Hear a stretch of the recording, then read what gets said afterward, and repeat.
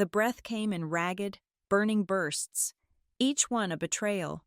Every gasp that clawed its way into June Varley's lungs was another signal fire to the man she was leaving behind, a puff of dust in the vast, indifferent expanse of the Elder Spring prairie. The sun was a hammer, beating down on the cracked earth until the heat rose in shimmering waves, distorting the horizon into a watery, uncertain line. She ran, not with the grace of a deer, but with the stumbling, desperate gait of prey that knows the hunter is patient and tireless. Her dress, once a respectable calico, was now a tattered flag of her rebellion, snagged by sagebrush and stained with the alkali dust that defined this land. The hem was dark with sweat and grime. She had left in the dead of night, taking nothing but the clothes on her back and a searing resolve that had finally burned through years of quiet submission. She had not left a note. A note was a courtesy, a conversation. What was happening to her was not a conversation. It was a transaction, and she was the currency. Marlowe Stipp, her stepfather, a man whose soul had been hollowed out by sour whiskey and losing hands at the poker table, had finally laid down his last chip, a debt marriage, he'd called it, his voice slick with false paternalism, a way to settle his accounts with a man whose name was only ever spoken in hushed, fearful tones. June knew it for what it was, a sale. She didn't know the exact details, the final price agreed upon in a smoke-filled room, but she had seen the look in Marlowe's eyes. It was the same look he got when he sold a prize steer, a flicker of regret for the asset lost, quickly replaced by the glint of coins that would soon be squandered. She had seen, too, the satisfied leer of the creditor, a man whose shadow seemed to cling to the walls long after he was gone. That was enough. The why was simple to escape being owned, but the how, the desperate flight itself, was a trail of breadcrumbs for anyone curious enough to follow. A half-eaten meal left on the table, a back door left swinging on a single hinge, groaning in the dry wind, a set of footprints leading not toward the stagecoach road, but straight out into the unforgiving wilderness. It was a trail that spoke of panic, not of planning, and it was a trail Marlowe would have no trouble reading. The wind was a constant companion, a hot breath that carried the scent of dust, sun-baked creosote, and something else, the faint, metallic smell of struggle. It whipped strands of her brown hair across her face, stinging her eyes. The only sound, besides the blood pounding in her ears, was the rhythmic, agonizing squeal of a distant windmill. Screech, pause, screech, pause. It was the sound of a world in need of oil, of a mechanism grinding itself down under constant strain. It was the soundtrack to her own fraying nerves. Her legs, screaming in protest for miles, finally gave way. One moment she was running, her eyes fixed on the hazy purple line of the distant mesas. The next, her boot caught on an unseen root, and she was pitching forward. She landed hard. The air knocked from her body in a painful whoosh. She lay gasping on the baked mud at the edge of Quarry Run, a stream that was more a memory of water than a flowing current. A trickle of murky liquid snaked between sun-bleached stones. It was just enough to wet her lips, to soothe the raw fire in her throat. She scooped a handful of the silty water, ignoring the grit, and drank. It tasted of earth and desperation. Lying there, her cheek pressed against the cool mud, she fought the urge to close her eyes, to let the crushing exhaustion claim her. Turning her head, she forced herself to look back. The horizon behind her was empty, a vast canvas of brown and ochre under a pale, merciless sky. But emptiness in this land was a lie. Emptiness could hold a rider, a threat, a past that refused to be buried. She knew he would send someone. Marlowe was not a man to let a debt go unpaid, or a valuable asset wander off. She had to keep moving. With a groan that was half pain, half sob, she pushed herself up. It was then, as she squinted toward the west, that she saw it. At first, it was just a dark smudge against the glare, a flaw in the perfect, brutal emptiness. But as her eyes adjusted, it took shape, a fence line, listing like a tired soldier, the dark silhouette of a small ranch house and a barn. And there, the source of the relentless sound that had haunted her for the last hour, a windmill, its blades turning slow and heavy, its metal voice a lament. Half Moon Gate Ranch. The name came to her from a fragment of conversation overheard weeks ago at the general store. A place run by a widower, a man who kept to himself, a place teetering on the edge of failure. Just like everything else in Elder Spring since the rains had stopped coming, it wasn't a fortress. It was a whisper of hope, as fragile as the heat haze that danced above the ground. But it was closer than anything else. Harlan Quaid saw her fall. He was sitting on the porch steps of his clapboard house, trying to mend a length of bridle leather with fingers that felt too thick and clumsy for the task. The work was a way to keep his hands busy, to stop them from remembering the feel of his wife's hair or the weight of her hand in his. Solitude had become a habit, a thick cloak he pulled around himself each morning and didn't shed until the whiskey bottle came out at night. It had been 2 years since Martha had been taken by the fever. 2 years of silence broken only by the wind and the groan of the windmill. He had grown accustomed to the vast emptiness, had learned to read its moods. So when a small, dark figure appeared on the eastern horizon, moving with an uneven, frantic rhythm, it was as loud as a gunshot in his quiet world. He watched, his hands stilling on the leather. He had seen men stumble in from the prairie, lost and half-mad from thirst. He had seen prospectors chasing fool's gold and cowboys who had lost their way. But this was different. The figure was small, female, and she was running from something. He remained on the porch, his body tense. As she grew closer, he could see the tattered dress, the wildness in her posture. He watched as she tripped and fell by the creek bed. For a long moment, she didn't move. A part of him, the solitary, wounded part, wanted to turn away, to go inside and pretend he hadn't seen. Trouble that came from the east was usually the kind that spread, a prairie fire that consumed everything in its path. His life was hard enough. He had nothing left to burn. But then she pushed herself up.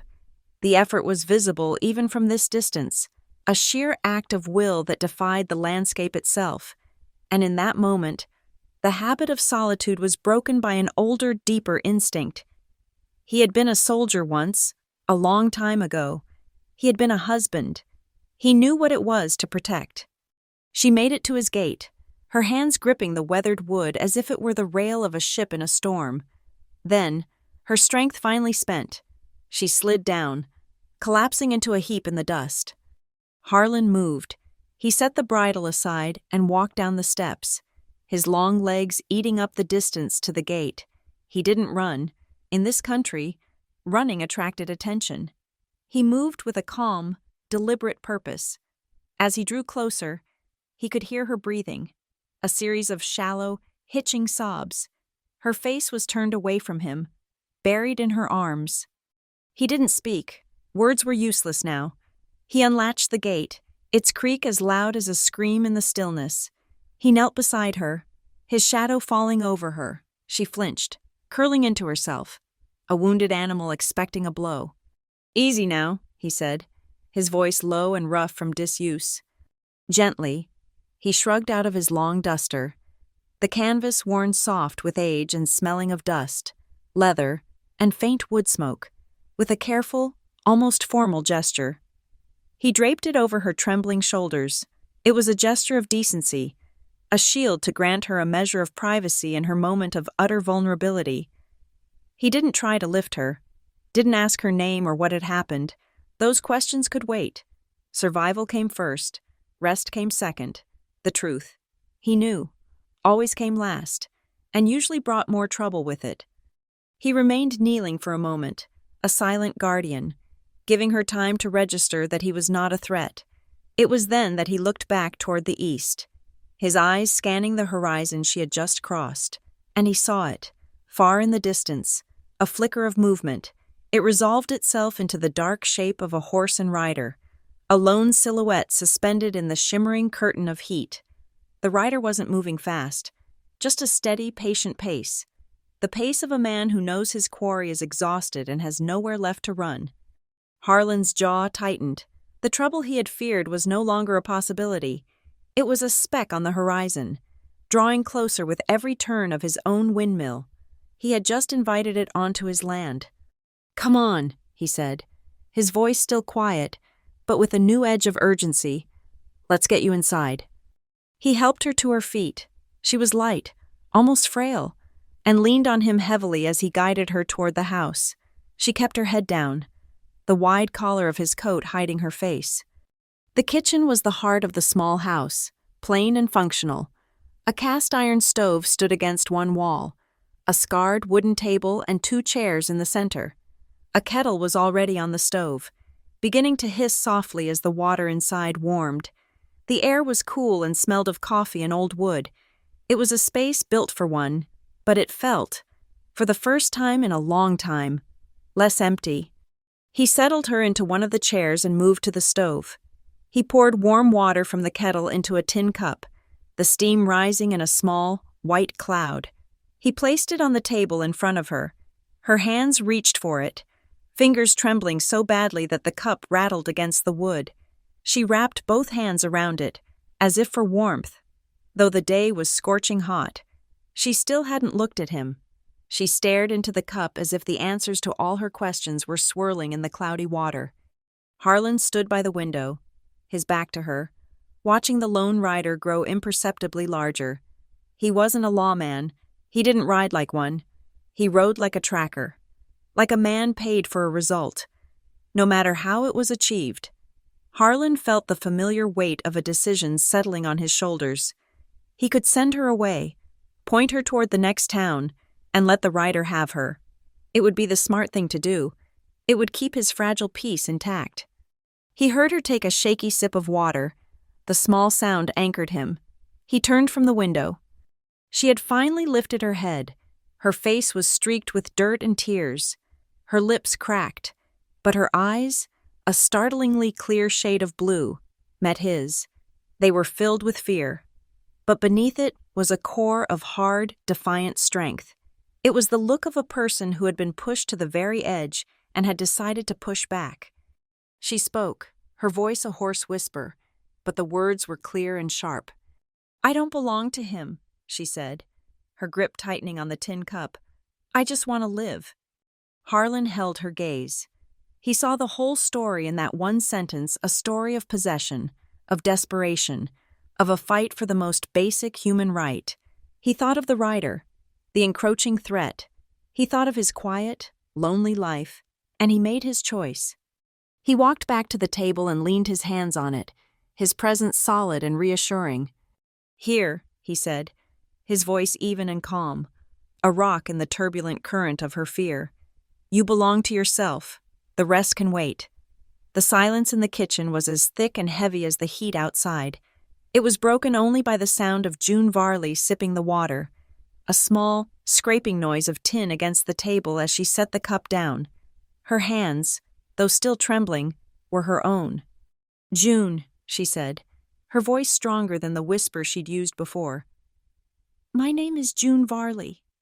Harlan Quaid nodded, accepting the name as the first piece of solid ground in a shifting landscape. "Harlan Quaid," he gestured, not to the chair or the room, but to the world outside the window. "This is the Half Moon Gate Ranch." He didn't say welcome. The word would have been a lie. Welcome implied comfort, safety, plenty. The Half Moon Gate offered none of those. It was a place of survival, hanging on by a thread. June's eyes took in the room properly for the first time. It was meticulously clean, but stark. The shelves by the stove held a few tins, a bag of flour, and a canister of coffee. But there were wide, empty spaces between them. This was a house pared down to its barest essentials, a place where want was a constant, quiet resident. Her gaze drifted from the empty shelves to the wall beside the hearth. A large sheet of paper was tacked there, brittle and yellowed at the edges. It was a survey map of the ranch, its boundaries marked in faded black ink, but the map was covered in a frantic web of more recent pencil markings. Dozens of small X's and circles were scattered across the property, following the faint blue lines that indicated streams and creeks. Beside each X, A single word was written in Harlan's sharp, economical script. Dry, dry, dry. It was a map of his losing war against the drought, a testament to a slow-motion failure. Harlan saw her looking. He walked over to the table and rested his hand on a stack of papers held down by a heavy, rusted railroad spike. "The land is thirsty," he said, his voice flat.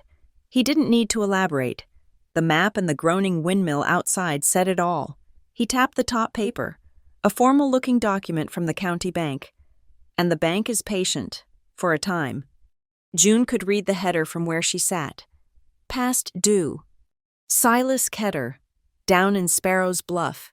He holds the note," Harlan continued, more to himself than to her.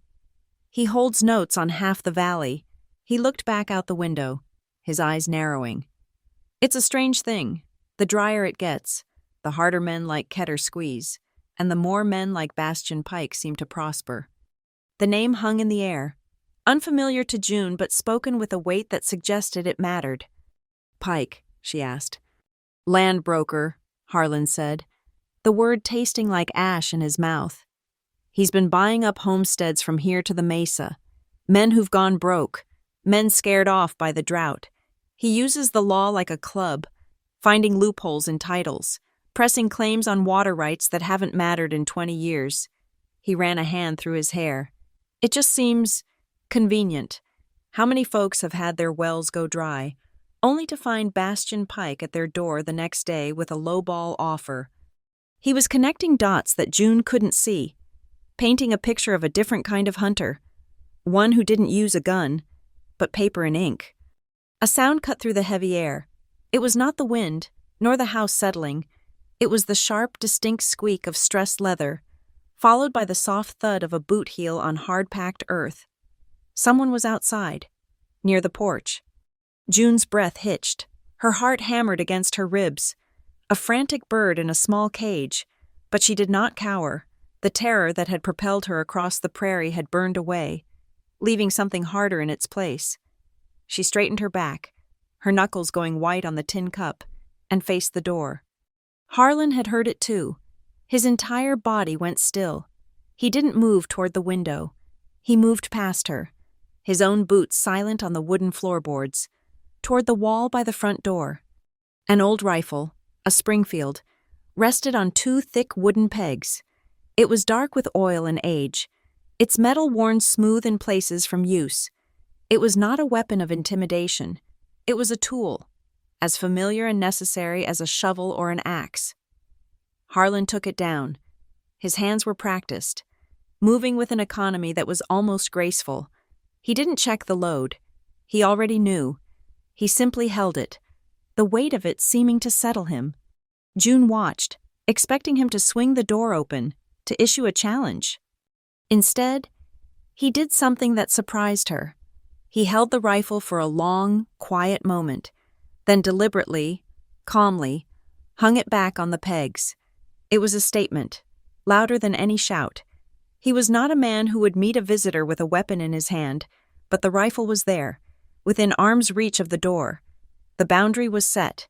He would not start a fire, but he was not unprepared if one came to him. The latch on the back door, the one leading from the kitchen, clicked. June flinched, a small, involuntary movement, sloshing warm water onto her hand. The door swung open, and a young man filled the frame, silhouetted against the blinding, dusty light of the afternoon. He was in his early 20s, wiry and tough as jerky, his face streaked with sweat and grime, a worn hat clutched in his hand. He stopped dead, his eyes, quick and intelligent, darted from Harlan, standing neutral by the front door, to the woman sitting at the table.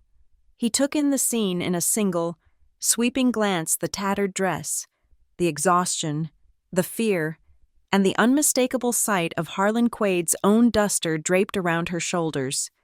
This was Otis Hale, Harlan's only hand, a young man who had appeared 3 years prior looking for a day's work and had simply never left. His loyalty to Harlan was absolute, forged in the shared hardship of drought and loss. 1,000 questions flashed in Otis's eyes. He asked none of them. He saw Harlan's posture, saw the rifle on the peg, and understood that this was not a social call. He gave a short, sharp nod, as if Harlan had given him a silent, complex order. He stepped inside, closing the door quietly against the heat. He moved past them, his spurs jingling faintly, and went straight to the stove. He grabbed the big iron kettle, emptied the now lukewarm water Harlan had used, and began to pump fresh, cool water from the cistern. His movements were efficient. He wasn't just being busy. He was working. He stoked the fire, his back to them, giving them a moment. Then he went to a low wooden chest by the hearth, a chest that had once held Martha Quade's linens, and pulled out a thick, clean wool blanket. He draped it over the back of June's chair. Within her reach, he had seen the tremble in her hands. Otis's presence, his simple, non-judgmental competence, seemed to steady June more than the water had. He didn't look at her like a problem to be solved or a threat to be managed. He looked at her as if she were a fact, another complication in a life already full of them. He took a small bag of coffee beans from the shelf and began to grind them, the rhythmic, scraping crunch of the mill filling the tense quiet. June found her voice again, stronger this time. She owed them an explanation, at least a piece of one. They had given her shelter, and a threat was walking around the perimeter of their home. My stepfather, Marlowe Stipp, she began, the name tasting like poison. She struggled for the words, unwilling to speak the raw, humiliating truth of the debt marriage into the air of this decent, quiet room. She didn't want them to see her as chattel, as a traded good. She settled on a truth that felt just as sharp, just as heavy. He uses people, she said, her voice low. Like their property. He had debts, from cards. He signed my name to a paper. She looked at her own hands, clutching the cup. Like I was a number on a ledger. Just a tally mark to clear his account. Just a number. Otis stopped grinding. The kitchen fell silent again. Harlan turned from his position by the door. His gaze was hard, not at her, but at the world that made such a thing possible. He looked at this woman, this stranger, who had been reduced to a figure in an account book. No one is a number on this land, he said. The words were a creed. They were a promise. And as if summoned by the finality in his voice, the world outside answered. The screech, pause, screech of the windmill, which had been the only sound, suddenly seemed muted. Harlan's head snapped toward the front window. He moved to it, Otis joining him. He's stopped watching, Harlan said, his voice flat and cold. June stood up, the chair scraping against the floor, and moved to stand behind them, far down the long dirt track that served as the ranch's only road. The dust cloud that had been a stationary smudge on the horizon was no longer stationary. It was coiling, growing, rolling directly toward the house. The rider was no longer scouting, he was approaching. The tension in the room became a physical thing, thick as molasses. The air felt heavy, pressed down. Through the window, June could see the sky in the west changing, the brilliant, hateful blue giving way to a bruised, yellowish gray. A storm was building, a real one. The air charged with electricity, mirroring the one rolling up their path.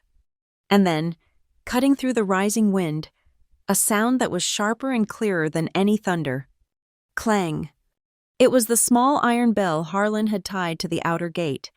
It rang only once, a single, dry metallic note that hung in the hot, expectant air, announcing an arrival. The rider was here, the storm, whether of man or nature, had broken. That single, metallic clang hung in the air, slicing through the heavy, humid tension. The windmill gave its rhythmic, iron shriek, as if in answer. Inside the kitchen, the three of them were frozen. June's breath caught in her throat. Otis, his hand still on the coffee grinder, was a statue of coiled energy. Harlan Quaid didn't move for a full 3 seconds. His eyes, fixed on the middle distance, seemed to be listening to the silence after the bell. Then he moved. He did not go for the rifle. He walked to the front door, His steps measured, not heavy, but absolutely final. He pulled the door open. The wind immediately rushed in, carrying the electric smell of ozone and the grit of the prairie. It guttered the small flame in the wood stove and sent a shiver through June's worn dress. On the other side of the yard, just beyond the bolted gate, sat the rider. He was a broad, heavy man on a tired-looking bay horse. His duster was caked with alkali dust, his hat pulled low. He wasn't looking at Harlan. He was looking at the house, the barn, the listing fences, his eyes taking a slow, contemptuous inventory. He spat a stream of tobacco juice into the dirt, never taking his gaze off the windmill as it groaned. He was a man who measured the world in assets and decay, and he clearly saw only the latter. Harlan stepped out onto the porch, letting the screen door slap shut behind him. He stood with his hands at his sides, empty. Otis moved, not to the front door, but to the kitchen window, positioning himself just inside the shadow of the curtain. His gaze locked on the man at the gate. The rider finally turned his attention to Harlan. A slow, insolent smile spread under his thick mustache. "Afternoon," the man called out, his voice a gravelly rumble. He didn't wait for a reply. He swung his leg over the saddle, his spurs jingling, and landed with a heavy thud. He walked to the gate, not with the fluid gait of a cowboy, but with the rolling, shoulder-heavy swagger of a brawler. He gave the gate a shove. It held, bolted firm. He looked at Harlan with mild surprise, as if the locked gate were a personal affront. "You Harlan Quaid." "I am," Harlan said. His voice was perfectly level, carrying easily on the strained wind. "Then you'll be opening this," the man said. It wasn't a request. He slapped his leather glove against the wooden beam. "Depends on the business," Harlan replied. The man's smile faded. This was not the reception he was used to. He was Jed Dorn, and people opened gates when he knocked. He was the physical expression of Bastion Pike's will, the fist that followed the paperwork. "My business is with a piece of property," Dorn said, his eyes narrowing, trying to peer past Harlan into the shadows of the house. "A runaway asset, property of Marlowe Stipp, held as collateral against a marker now owned by my employer." June, watching from the dark hallway that led to the kitchen, felt the blood drain from her face. Asset, collateral, the words Marlowe had used. She pressed her back flat against the wall, her hands clenched into fists. Harlan stood unmoving. "This ranch doesn't buy or sell people. Mr. Dorn." The name wasn't a guess. A man like this, working for Pike, in this valley. His reputation preceded him. Dorn let out a short, harsh laugh. "That's good. People. That's a fine sentiment. Quaid. But I'm not here for sentiment. I'm here for a girl. About 5'4", brown hair. Answers to June. Stipp signed her over. She's in there, ain't she?" He jabbed a thick finger toward the house. "I tracked her this far. Don't make this difficult." "The lady's under my protection," Harlan said. The words were as flat and hard as the prairie earth. "Your business is not welcome here." Jed Dorn's face flushed a dull, angry red. He was not paid to be patient. He was paid to be effective. He hit the gate latch with the heel of his hand, a pointless, frustrated gesture. "Protection," he sneered. "You're protecting stolen goods. Farmer, that makes you a thief." He reached into his coat, and for a heart-stopping second, June thought he was going for a gun. Instead, he pulled out a folded piece of paper, grimy and stained with sweat. He stomped his boot onto the bottom step of the porch, a clear, aggressive breach of Harlan's space. He was now just a few feet away. He thrust the paper toward Harlan's face. "This here is the law. Quaid. A legal, binding IOU, Marlowe Stipp. His signature right there, for $500. The debt's been called, and the girl, she's the payment." Harlan took the paper. His eyes scanned it in the graying, pre-storm light. He saw Marlowe's familiar, drunken scrawl. He saw the figure. He saw the name of Bastion Pike, scrawled as the new holder of the note, and he saw what was not there. "This is a marker for cash," Harlan said, his voice dangerously quiet. "It doesn't say a thing about a person. It doesn't mention June Varley." He held the paper out. "It's a piece of paper between two gamblers. It has nothing to do with me, or her." Dorn's face contorted. He snatched the paper back. "It don't need her name. It's the understanding I'm here to collect on that understanding." He took another step up, planting his boot firmly on the porch itself. He was now eye to eye with Harlan, close enough for Harlan to smell the sour whiskey on his breath. Dorn deliberately put his hand on the butt of his pistol, a heavy Colt resting low on his hip. "Now, I'm going to ask you one last time." Dorn breathed, the false politeness gone. "Step aside." Harlan did not step aside. He did not step back. He stepped down. In one fluid, economical motion, Harlan Quaid stepped off the porch and onto the ground. A single step that brought him level with Dorn and, crucially, inside the arc of the man's draw. Dorn, seeing the movement, reacted. His hand yanked at his pistol. It was a panicked, clumsy pull. He never cleared the leather. Harlan, an ex-cavalryman who had been trained in the brutal, efficient algebra of close-quarters combat, didn't grab for the gun. He grabbed the man. His left hand shot out, not as a fist, but as a hard, flat palm, striking Dorn's gun hand, pinning the weapon and the man's fingers against his own hip bone. Crack! The sound of finger bones breaking was sharp and wet. Dorn screamed, a high, thin sound of shock and pain. Simultaneously, Harlan's right hand clamped onto Dorn's belt and shoulder. He didn't punch. He pivoted, using Dorn's own forward momentum against him. Harlan twisted his entire body, leveraging the man's weight. It was, as the outline suggested, short and clean. There was a tangle of limbs, a grunt, and the sound of heavy boots scuffling in the dirt. Dorn, his hand shattered, his balance gone, was spun completely around. He tripped over his own spurs and crashed backward into the dust. He landed hard on his back, the air exploding from his lungs in a pained, dusty woof. The yard was plunged into a sudden, shocked silence. The only sounds were the wind and Jed Dorn, gasping for air. Harlan stood over him, breathing evenly. He hadn't even broken a sweat. The pistol, which had been jolted loose from Dorn's broken grasp during the fall, lay in the dust several feet away. Useless. Dorn rolled onto his side, cradling his right hand, his face pale and slick with sweat. He stared at his mangled fingers, then at Harlan, his eyes filled with a potent, venomous hatred that went far beyond a simple failed errand. He had been humiliated, disarmed, broken, and by an unarmed farmer. You broke my hand," he hissed, the words laced with agony.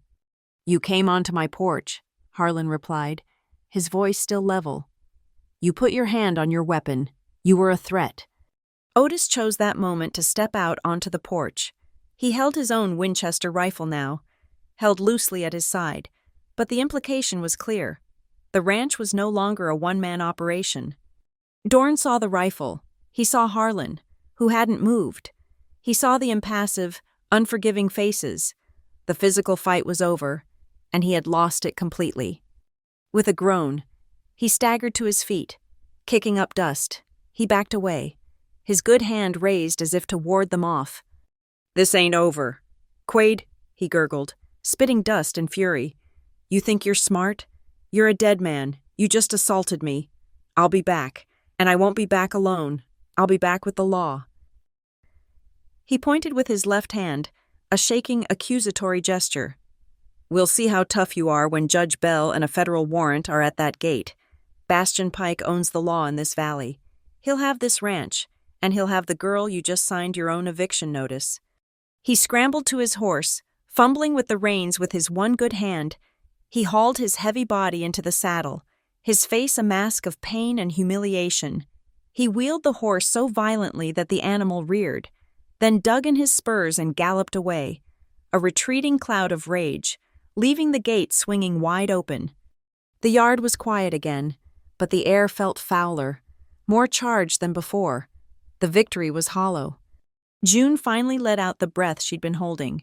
She sagged against the wall, her legs weak. From her vantage point, she had seen it all: the provocation, the paper, the hand on the gun, and Harlan's response. It was not the clumsy brawling of a saloon. It was precise, targeted, and devastatingly effective. He had chosen to use reason, his words as a shield. And when the shield was breached, he had used his hands, not as a club, but as a scalpel, to remove the threat with terrifying precision. Harlan stood in the yard for a long moment, watching the dust cloud of Dorn's departure shrink. He looked down at the pistol lying in the dirt. He didn't touch it. Otis walked calmly down the porch steps. He didn't go to Harlan. He walked past him, his eyes scanning the ground near where Dorn had been thrown. He bent down and picked something up, pinching it between his thumb and forefinger. It was a small, brassy object, a spent shell casing. He rolled it in his palm, then looked up at Harlan. "From his gun belt," Otis said quietly. "Must have fallen loose in the tumble. Same caliber as his Colt." Harlan nodded, understanding. "He'll be back," Otis continued, his voice low. "And his story will be that you drew on him first, that you tried to kill him." He closed his fist around the small piece of brass. This might help change that story." He pocketed the casing, a small, hard piece of evidence in a fight that was just beginning. Harlan didn't celebrate. He felt no triumph. He walked to the discarded pistol, nudged it with his boot, then left it there. He walked to the gate that Dorn had left open. He swung the heavy wooden beam back and slid the thick iron bolt home. The thud of the bar seating was a sound of grim finality. He turned and walked back to the house, the first drops of the storm, fat and cold, beginning to spatter the dust at his feet. He stepped inside, pulling the door shut against the rising shriek of the wind. The kitchen was dark.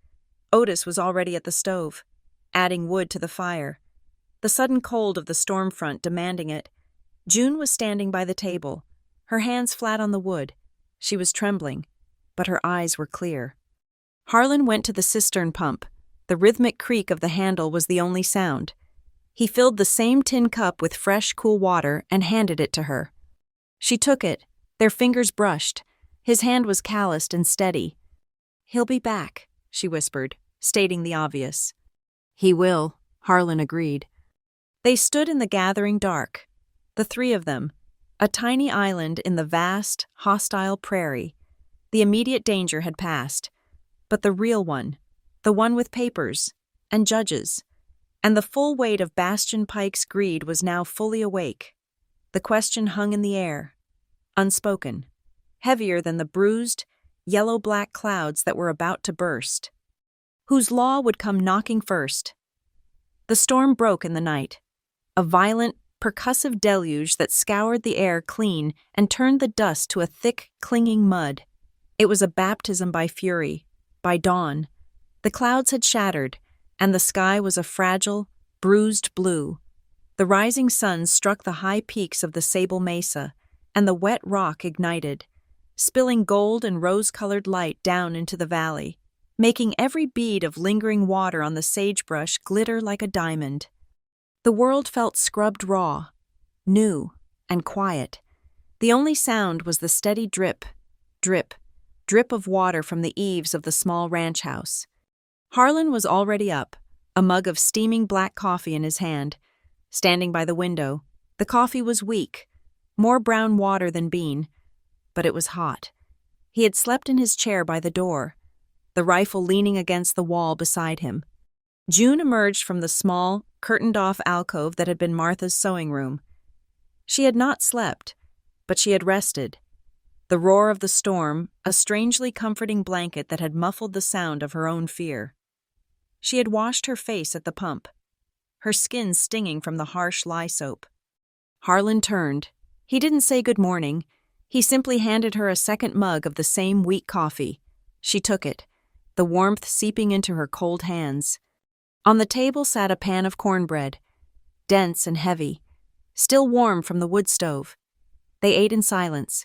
The simple, honest texture of the corn, and the heat of the liquid a bulwark against the memory of yesterday. The darkness of Jed Dorn's threat felt 1,000 miles away, washed clean by the rain and the light. When the meal was done, Harlan stood. "The creek will have taken out the south fence," he said. "It always does." June simply nodded, placed her mug in the wash bin, and reached for the canvas duster he had given her. It was still hers. He didn't stop her. Outside, the air was sharp and cold. The ground sucked at their boots. June's own shoes, the thin leather things she had fled in, were ruined, the soles split and the uppers torn. She had been walking barefoot in the house. Harlan saw her pause at the door, her eyes on the mud. He said nothing. He went to the small mudroom by the back door and returned a moment later. He was holding a pair of boots. They were old, his own, worn smooth and cracked with age. But they were sound. He had stuffed the toes and lined the insides with thick, soft scraps of wool flannel, the remnants of an old shirt. He set them on the floor in front of her. "They're too big," he said, his voice gruff. "But the lining should hold 'em steady, better than bare feet." June sat on the porch step, the cold wood biting through her dress. She slipped her feet into the boots. They were comically large, but the flannel was soft and warm, a gentle, shocking kindness. She pulled the laces tight. She stood up. She was anchored. She looked up at Harlan, and for the first time since she had collapsed at his gate, her face changed. It wasn't a full smile, not a show of teeth. It was a softening, a tiny upward pull at the corners of her eyes, a flicker of light in the blue depths. It was a fragile thing, but it was real, and it struck Harlan Quaid with more force than Dorn's fist. He cleared his throat and turned away, grabbing a coil of wire and a pair of pliers. "Let's go." They worked for hours under the vast, clean sky. Harlan didn't talk much, and June didn't ask. He simply showed her. He taught her how to stretch the wire, how to use her weight against the post, how to set a new stake in the soft, wet earth. His hands, rough and calloused, moved with a patient economy. He showed her how to tie a clove hitch, a knot designed to hold fast against a pulling strain. "You wrap it twice," he said, his voice low, his hands guiding hers on the rough timber of the post. "It tightens on itself. The more you pull, the harder it holds." She learned fast. Her hands, though blistered and raw from her escape, were steady. She was tying her own knot, anchoring her own fence line. She was mending, not just the wire, but the broken perimeter of her own life. They were working their way back to the house when the buggy appeared. It was a neat, black single-horse rig, and it moved with a purpose. Harlan stopped, his hand on a fence post, and watched it approach. "Otis," he said, not to June, but as a simple statement. Otis Hale, who had been clearing debris from the small irrigation ditch, waved to the driver. The buggy pulled up to the house, and a woman climbed down. She was perhaps in her late 40s, her dark hair streaked with gray and pulled back in a severe but practical bun. She wore a plain, dark dress, but she moved with an energy and confidence that set her apart. She carried a black leather satchel. "Dr. Morell," Harlan said, walking to meet her. "Didn't expect you till week's end." "Lita, please, Harlan, we've known each other too long for doctor," she said, her voice crisp but kind. Her eyes immediately found June, standing uncertainly by the fence, lost in Harlan's oversized boots and duster. Lida Morell's gaze was sharp, professional. It missed nothing. It saw the bruises on June's arms, the exhaustion in her face, the defiant set of her jaw. "Otis found me in town," Lita said, looking at Harlan. "He mentioned you had a guest." Harlan's face was impassive. "Otis overstepped." "Otis did exactly right," Lita countered, walking past him onto the porch. "He said there was trouble, and a woman who looked like she'd been through a threshing machine. Now, boil some water. You too, young man. I'm not here for social pleasantries." Inside, the kitchen was transformed into a temporary clinic. Lida Morell was a force of nature, gentle but firm. She had June sit at the table, rolled up her sleeves, and examined the cuts and deep blisters on her feet from the run, the rope-like burns on her wrists where June hadn't even realized she'd been chafed raw. "You ran hard," Lita said, not asking a question, just stating a fact as she cleaned the abrasions with a sharp-smelling antiseptic. "These will need to be wrapped." She worked with a quiet competence, applying salves and clean white bandages. Her touch was light. June found herself breathing easier than she had in days. It was the simple, human ministry of touch, free of threat, free of demand. While she worked, she spoke to Harlan, who stood by the stove, his arms crossed. "So, Jed Dorn paid you a visit," she said. Harlan's head snapped up. "Otis has a loose tongue." "Otis has a smart head," Lita corrected, taping a bandage. "He knows what Jed Dorn is. He's Bastion Pike's dog, and his bark is just the prelude to Pike's bite. The whole town heard Dorn got his hand broken. His version, of course, involves you coming at him with a shotgun." Harlan snorted. His hand met a post. He was clumsy. "I'm sure he was," Lita said dryly. "But that's not the point. He'll be back, Harlan, and he'll have a warrant, likely for assault, or for harboring a fugitive, or for whatever else Pike's lawyer can invent. You know Judge Bell dines at Pike's table." She finished her work and turned to face him, her expression serious. "You can't keep her hidden here. It's not just illegal. It's foolish." "What's the alternative?" Harlan asked, his voice low. "The law," Lita said. "Such as it is, you bring her to town, to me. We can file for a conscientious sanctuary provision with the county magistrate. It's an old statute, rarely used, meant for runaway apprentices or others seeking protection from an unjust contract. It forces the law to pause, to hear her side. It puts her under the town's protection, not just yours." June looked up, hope flickering. Protection, a legal word. Harlan shook his head, slowly, stubbornly. "No," he said. "Harlan, be reasonable," Lita snapped, her patience fraying. "You can't fight Bastion Pike with a fence post and a locked gate."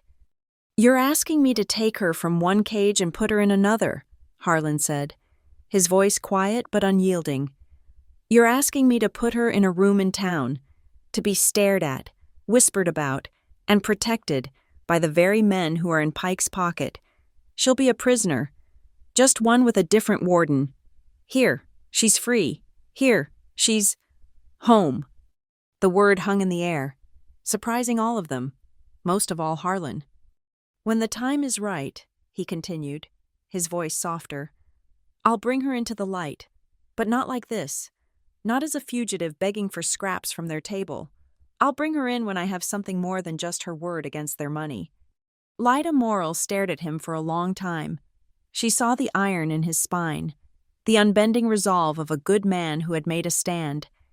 She sighed, the fight going out of her. "You always were the most stubborn man in this valley. Harlan Quaid, just like your father." She packed her bag. "Very well, but you're not alone in this. Not entirely." She left a small bottle of laudanum for pain and several rolls of clean bandages on the table. "Keep these clean, and keep your head down." She left as she had come, a whirlwind of practical energy, leaving the ranch feeling quieter, but less isolated. The afternoon melted into a warm, quiet stillness. Otis sat on the porch steps, whittling a piece of scrap wood. Harlan was in the barn, mending the bridle he'd been working on when June first appeared. June, restless, came out onto the porch. She sat on the old wooden swing, which creaked in rhythm. She found herself watching Otis's hands. He was clumsy with the knife, his movements jerky. Inside the house, on a dusty shelf, she had seen an old leather-bound book. It was Martha's, a hymnal. She went and got it. She sat on the step near Otis. He glanced at her, nervous, and went back to his whittling. "I used to teach piano," June said softly. Otis grunted, not looking up. She opened the book. The pages were brittle, the notes like little black birds on a wire. "This is a C," she said. pointing. "It lives in a space. This is a G. It lives on a line." Otis stopped whittling. He looked at the page, his brow furrowed in concentration. He was 20 years old and could track a deer over bare rock, but he couldn't read a word of English, let alone music. June began to hum. A simple, clear note. "That's the C, Amazing Grace." She pointed to the notes as she hummed the melody. After a few minutes, Otis, his face red with effort, tried to hum along. His note was flat, a low buzzing sound. June smiled. A real smile this time. Lower, no, higher. They sat there for an hour, in the golden afternoon light. June's clear, quiet voice, and Otis's rough, hesitant humming. A small, strange, beautiful sound on a ranch that had only known the groaning of the windmill and the silence of grief. Harlan came out of the barn, the mended bridle in his hand. He stopped, listening. He watched June, her face soft in concentration, and Otis, his usual sharp features smoothed over with the effort of learning. The sound was peaceful. It was a sound he thought his ranch would never hear again. When the light began to fail, Otis mumbled his thanks and went to check on the horses. June remained on the swing, the hymnal in her lap. Harlan sat on the steps, not far from her. The sky was turning a deep, velvety purple. "You've been alone a long time," June said, not as a question, but as a statement. Harlan looked out at the darkening prairie. He nodded. "Once. 2 years since Martha passed." "Is it lonely?" she asked, her voice small. "Being this far out, by yourself?" Harlan was quiet for a long time. He picked up a small stone, weighed it in his hand, and tossed it into the dusk. "I thought I was used to it," he said, his voice so low she had to lean in to hear it. "Turns out I just forgot." He was admitting it, admitting that her presence, this storm of trouble she had brought, had also brought this, the work, the talk, the music, life. She had no answer for that. She just sat with him in the comfortable silence. A soft whicker came from the corral, the old horse, Brindle, a sway-backed roan that was half pet, half relic, had wandered over to the fence. He ignored Harlan and pushed his head over the rail toward June. She stood up, her bare hands still smelling faintly of Lita's antiseptic, and rested her palm on the horse's broad, warm face. The horse sighed, a great gust of warm air, and nudged his head against her shoulder, a clear, unequivocal sign of acceptance. Harlan watched. The land was claiming her. It was in that quiet, perfect moment of peace that Otis called out from the edge of the property. His voice was sharp, not loud, but cutting. "Harlan." Harlan was on his feet in an instant, June right behind him. They joined Otis by the newly mended fence line. He was pointing, not toward the road, not toward the town, but south, toward the low, swampy ground of the basin. A thin, greasy plume of smoke was rising into the purple sky. It wasn't a campfire. It was too deliberate. It wasn't a signal fire. It was too low. It was small, tight, and smelled of burning grass and something else. Something chemical. "Who's that?" June whispered. "No one," Otis said, his voice grim. "No one's supposed to be there. That's Pike's land, the parcel he won from the widow Jensen." Harlan watched the smoke curl and drift on the evening breeze. It was drifting. Northwest, directly toward his ranch. "They're not burning tracks," Harlan said, his voice flat and cold. "And they're not lost." He was watching the smoke, a tracker reading a sign. "They're burning grass, testing the wind, seeing which way the fire will run." The greasy smoke from the night before was a stain on Harlan's mind. It had been a message, a threat delivered on the wind, and it promised that the fight with Jed Dorn was just the first clumsy blow. The real attack would be sharper, quieter, and aimed at the ranch's foundations. He sent Otis out at first light, not to mend fences, but to read the land. "See where that smoke came from," Harlan had said, his voice flat. "See what they left behind." Otis was gone for 2 hours. He didn't return from the south, where the fire had been. He came from the west, following the thin vital artery of the irrigation channel that kept Harlan's small hay pasture from turning to brown dust. He wasn't running, but he moved with a stiff-legged urgency. Harlan. His voice was a sharp crack in the morning air. Harlan and June met him by the water. Otis was kneeling, pointing. "He came right up the ditch," Otis said, his voice low and angry. There, pressed deep into the mud left by the storm, was a boot print. It was large, heavy, and clear as a brand, and on the outer edge of the toe, a distinct flaw, a small, crescent-shaped crack in the sole, a tiny nick that had become a signature. "Dorn," Harlan said. It wasn't a question. "He wasn't alone," Otis said, pointing to other, less distinct impressions. 2, maybe 3 others, but he was here. He walked the waterline. A cold dread settled in Harlan's stomach. The ditch was the ranch's lifeblood. It was the only reason his cattle hadn't starved or been sold off. Dorn wasn't just trespassing. He was scouting a target. "There's more," Otis said, standing. "This way." He led them a 1/4 mile east, to the farthest boundary of the Half Moon Gate. This fence line was old, the wire brittle, the posts leaning, and it was wide open. But it wasn't broken. "Creek didn't do this," Harlan said, running his fingers over the wire. "Storm didn't do this." The wire had been cut, not torn, not snapped, but clipped, with a clean metallic precision. 4 separate strands, severed with an audible snip. "Look at this." Harlan knelt, holding the 2 ends of the wire. The metal at the cut was bright, shining. This wasn't done with some old farm tool. These are new pliers, sharp. He looked at Otis. The kind the railroad crews use, or a professional outfit. This was not the act of a single, angry man with a broken hand. This was organized. This was Bastion Pike's resources, put into motion. "The cattle," June said, her voice sharp with alarm. Harlan's eyes scanned the empty pasture beyond the cut fence.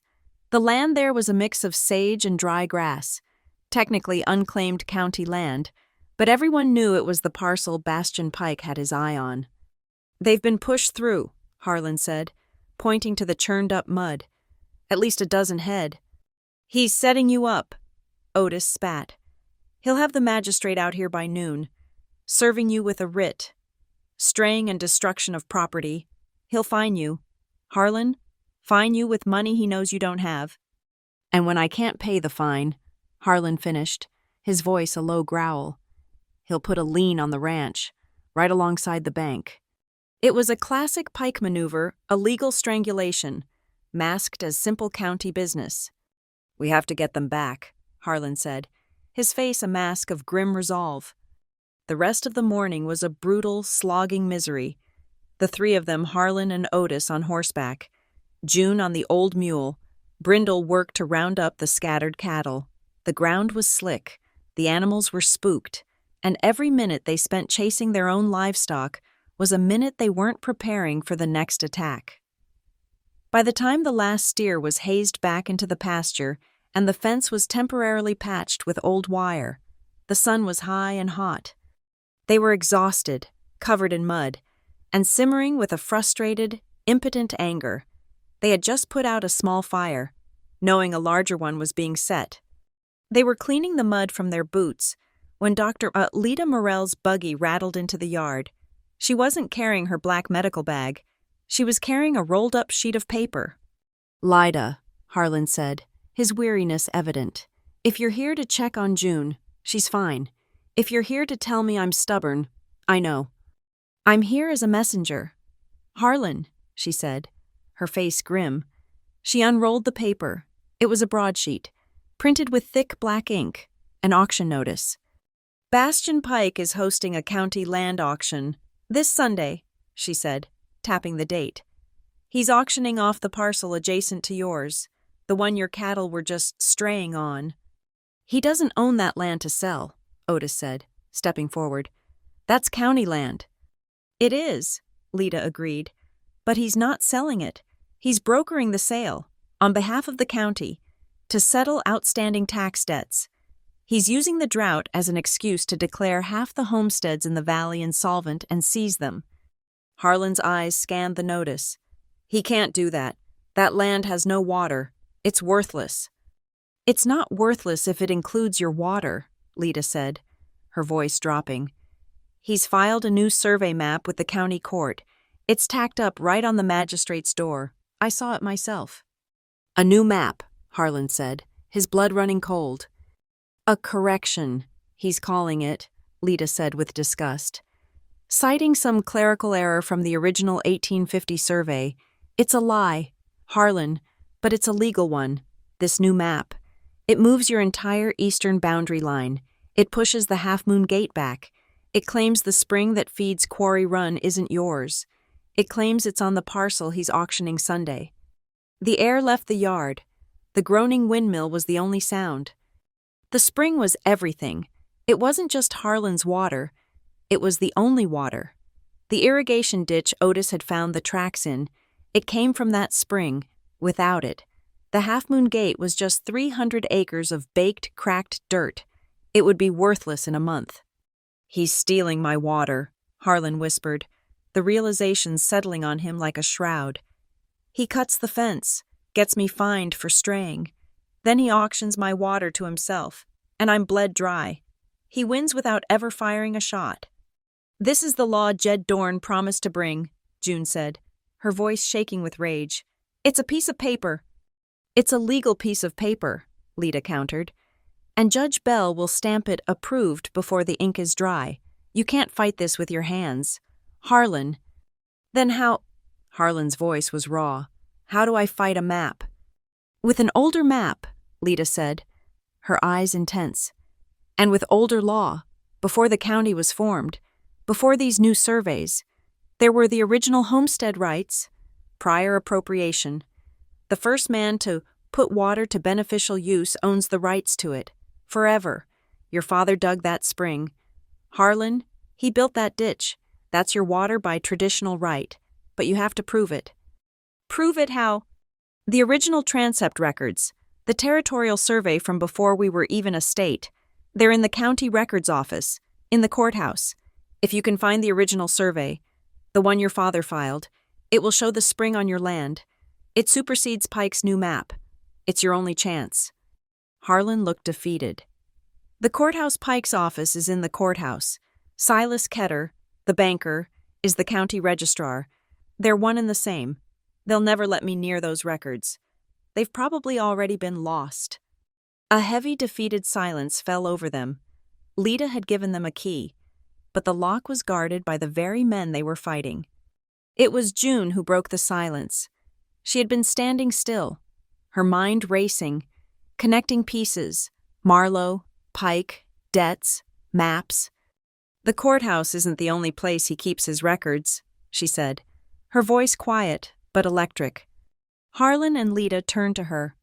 My stepfather, Marlowe Stipp, she said, her hands clenching. He was a fool, a drunk, but he was a meticulous fool. He kept everything. He thought he was smarter than everyone, that he was playing a long game. What are you saying? June, Harlan asked, stepping closer. Marlowe did business with Bastion Pike, June said, the memories now surfacing, sharp and clear. Pike was one of his main creditors, but sometimes Marlowe did favors for Pike, favors that paid more than cards. She looked at Harlan. Marlowe was a draftsman by trade. Before he drank it all away, he was good with a pen. He could copy a signature, draw a map to look 20 years old. The implication hit Harlan like a physical blow. The new map. I think Marlowe drew it, June said. I saw him working on drafts, sketches of land boundaries, property lines. He kept them locked away. Where? Lita demanded. In his safe, June said. A black Macready safe, behind a painting in his study. He was proud of it. He showed me the combination once, when he was drunk, bragging about how he was building an empire. Her eyes were bright, not with tears, but with a cold, clear fury. I saw what was in it. Harlan, it wasn't just the map sketches. It was a private ledger, It had names, and dates, and figures, and I saw the papers, loan agreements, promissory notes, all of them signed by Marlowe, and all of them countersigned by Bastian Pike. Harlan, Lyda, and Otis just stared at her. This was it. This was the link. This was the proof that Pike wasn't just a sharp businessman, he was a criminal, conspiring with men like Marlowe to actively forge the documents needed to steal land.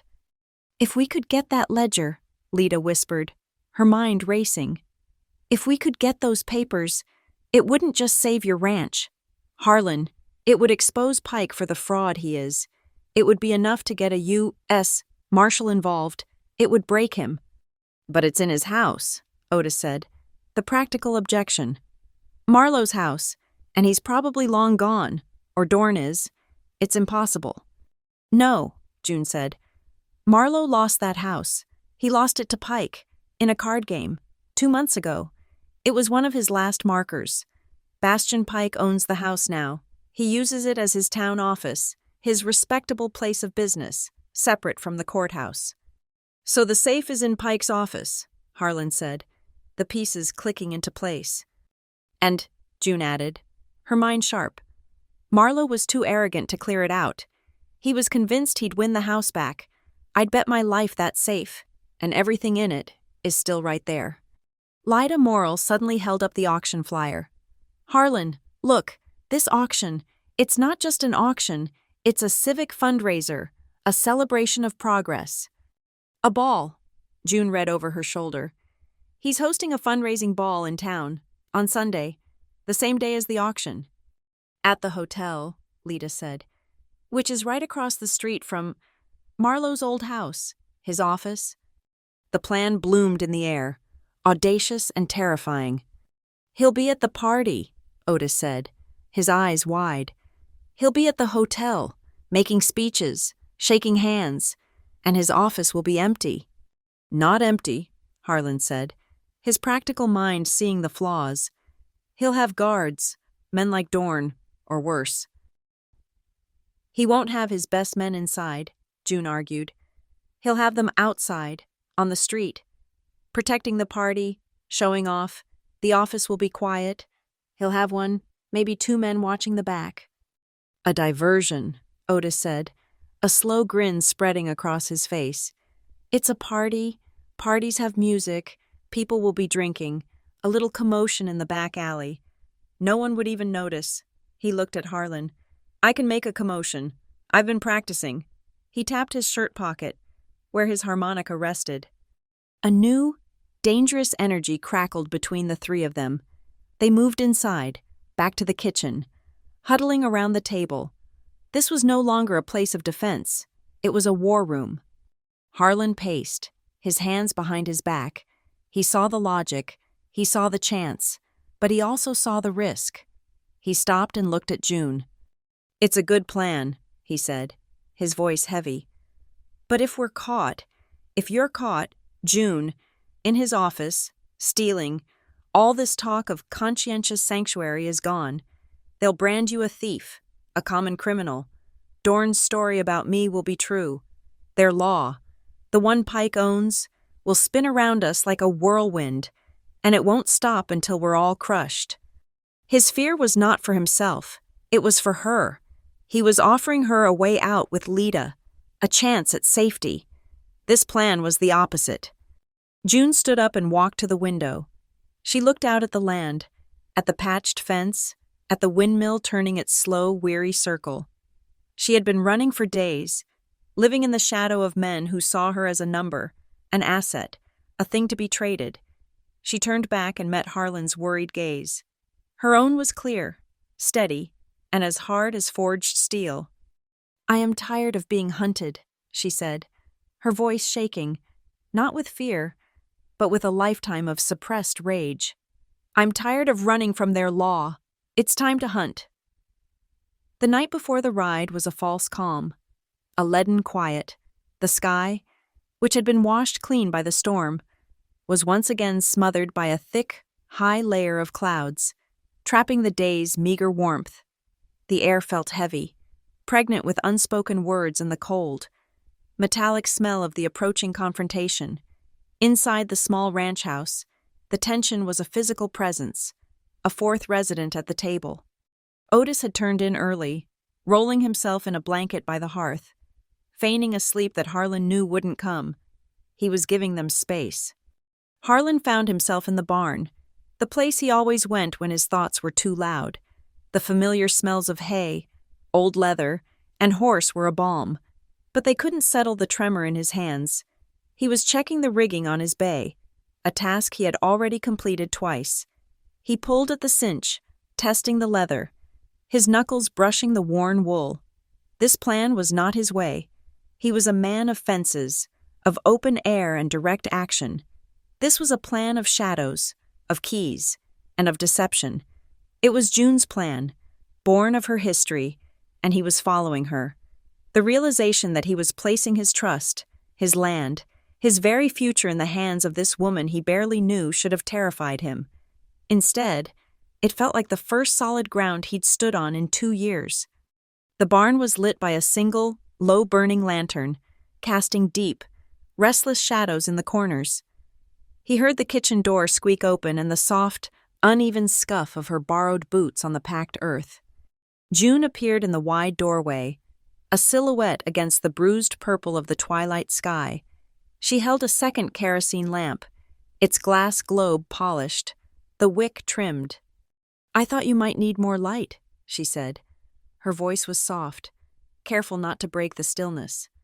"Thank you," he said, his own voice rough.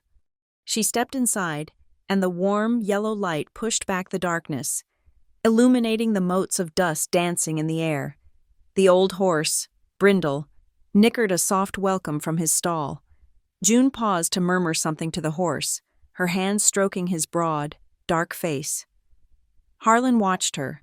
This was not the broken creature who had collapsed at his gate. The desperate fear had been burned away, leaving behind a hard, clear resolve. It was the resolve he saw in the landscape itself bend to the wind, but never, ever break. She set the lamp on the workbench, near where he kept his tools. In the suddenly bright, enclosed space, they were standing very close, closer than they had ever been. He reached for a leather awl on the bench at the exact same moment she reached to adjust the lamp's flame. Their hands brushed. It was nothing, the backs of their fingers, a contact that lasted less than a second, but it was everything. Harlan pulled his hand back as if he'd touched a hot coal. A jolt, sharp and clean as a winter spark, shot up his arm. For 2 years, his hands had known only the harsh grip of an axe handle, the pull of reins, the impersonal heat of a coffee mug. This touch unintended, warm, alive, was a language he had forgotten. June froze. She didn't pull away, but her hand hovered in the air, her fingers slightly curled. She looked at her own hand, then at his. He saw her swallow, her eyes wide and luminous in the lamplight, for her. He realized the shock was different. It was the first touch from a man in a lifetime. It seemed that was not a precursor to a blow, a claim, or a transaction. It was an accident, and its innocence was what made it so profound. He broke the silence first, his voice gravelly as he cleared his throat. "The rigging is set. Otis is resting the horses. We'll be ready." June didn't nod. She didn't look at the saddle. She turned to face him fully, the lamp between them, the flickering light catching the fine, silver lines of strain around her mouth and the impossible, steady blue of her eyes. She was looking at him, seeing him. "Harlan," she said. Her voice was low, and there was not a single tremor in it. He waited, the name a new sound in the quiet barn. "Do you even know how much I need this?" The question landed between them, heavy and sharp. He misunderstood, thinking of the danger, the risk to her. "I know," he said, his voice gentle. "The papers are the only way. If there was any other—" "No," she interrupted, a small, fierce shake of her head. "I don't mean just the papers. I mean this." She didn't gesture to the map or the plan. She gestured to the air around them, to the task, to the very concept of the fight itself. I need the chance to not be the prize, to not be the one who is hunted. For my whole life, I've been a convenience, a playing piece for Marlowe, something to be bartered, or sold, or hidden away. She took a half-step closer, and the intensity of her gaze held him captive. This plan, Harlan, it's the first time I'm the one moving the piece. It's the first time I'm pushing back. I need this. I need to know that I can, even if we fail. I need to know that I'm more than just a number he scribbled in his book. Harlan looked at her. He saw the woman who had taught Otis to read music, the woman who had learned the clove hitch in a single try, the woman who had faced down his questions with a truth that was harder than steel. He saw her, not as a fugitive he was sheltering, but as an equal, a partner, a survivor who was, in her own quiet way, teaching him how to fight again. He had been so focused on saving his land, his father's legacy, a past that was turning to dust. He hadn't realized, until she spoke, that he was just as trapped as she was. He was trapped by his grief, by his crushing loneliness, by a future that looked as empty and dry as his own parched fields. She wasn't just fighting for her freedom, she was fighting for his.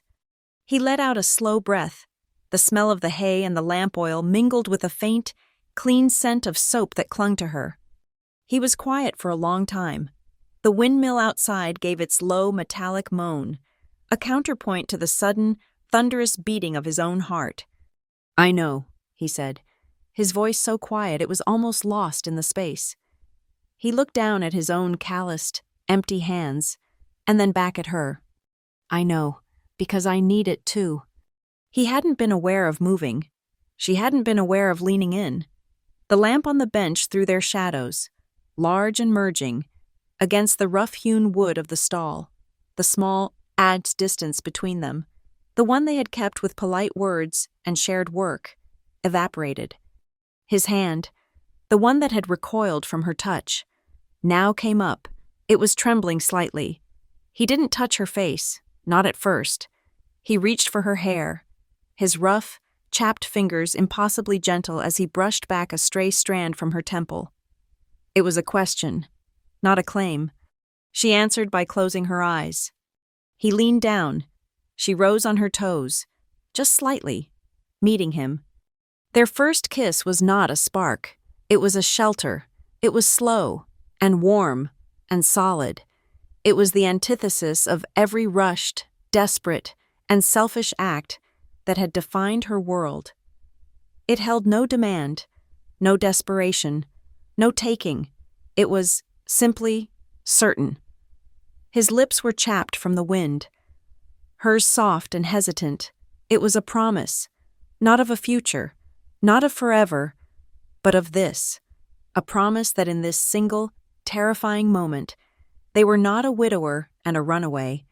They were a man and a woman, standing together, a small, defiant warmth against the cold, encroaching dark. The lamp on the workbench guttered, the flame dipping as a draft slipped under the barn door. In that momentary flicker, Harlan's other arm came around her, his hand spreading wide across her back, pulling her close. She let out a small, shuddering sigh and leaned into him, her own hands coming up to grip the front of his woolen shirt, holding on as if he were the only solid thing in a spinning world. He guided her, his hand on her back, out of the barn and into the cold night air. The wind was rising. They crossed the dark yard, his arm a solid, grounding weight around her. Inside the small house, the fire in the wood stove had burned down to a bed of glowing embers, filling the room with a dim red light. He closed the door, and the soft snick of the latch sliding home was as loud as a gunshot. It shut out the world. It shut out the wind, and Jed Dorn, and Bastion Pike. June was wearing a thin wool shawl she'd found in Martha's linen chest. As he turned her to face him in the firelight, he gently took it from her shoulders. His movements were slow, deliberate, respectful. He didn't toss it aside. He folded it, his large, clumsy hands surprisingly careful, and laid it on the back of the simple wooden chair by the table. The quiet, reverent gesture was more intimate than any whispered word. He cupped her face, his thumbs stroking the line of her jaw. She let out a breath she felt she had been holding for her entire life. It was a sigh of surrender, but not to him. It was a surrender of the cold, the fear, and the terrible, crushing loneliness. He kissed her again, and this time there was no hesitation. Their breath mingled, warm in the cool air of the room. He felt the frantic, bird-like flutter of her heart begin to calm, to slow, until it beat in a steady, heavy rhythm against his own. She was safe. He was anchored. For one night, that was all that mattered. The light that woke them was not the sun. It was a faint, pearlescent gray, the hour before the dawn, when the world holds its breath. The house was cold, the fire dead. June stirred first. She was in her small alcove, fully dressed. He was in his chair by the door, also fully dressed, his rifle leaning against the wall where he had left it. At some point in the deep, silent hours, an unspoken understanding had passed between them. The battle was still to come. This was not a capitulation. It was a preparation, a gathering of strength. She found him on the porch, a blanket wrapped around his shoulders, watching the eastern sky. He looked up as the door creaked. The exhaustion was carved into his face, but the haunted, lonely look in his eyes was gone. She sat on the porch step beside him, not on the swing, not a polite distance away, but close, so their shoulders and hips touched, sharing warmth. She pulled her own blanket tighter. They sat in a silence that was more profound than any conversation. No words were needed, no promises had been made, no futures planned. It had been a moment of pure shared humanity, a desperate, mutual need for comfort in the face of annihilation. After a long time, as the gray light began to sharpen at the edges, he reached over. Without looking at her, he took her hand, his fingers laced through hers, his calloused palm enveloping her smaller, bandaged one. It was a simple, solid grip. It was the clove hitch. The more you pull, the harder it holds. They sat like that, shoulder to shoulder, hand in hand, and watched the dark, bruised clouds on the horizon begin to burn a pale, hopeful lavender. It was a silent vow of companionship. It was enough. A boot scraping on stone broke the spell.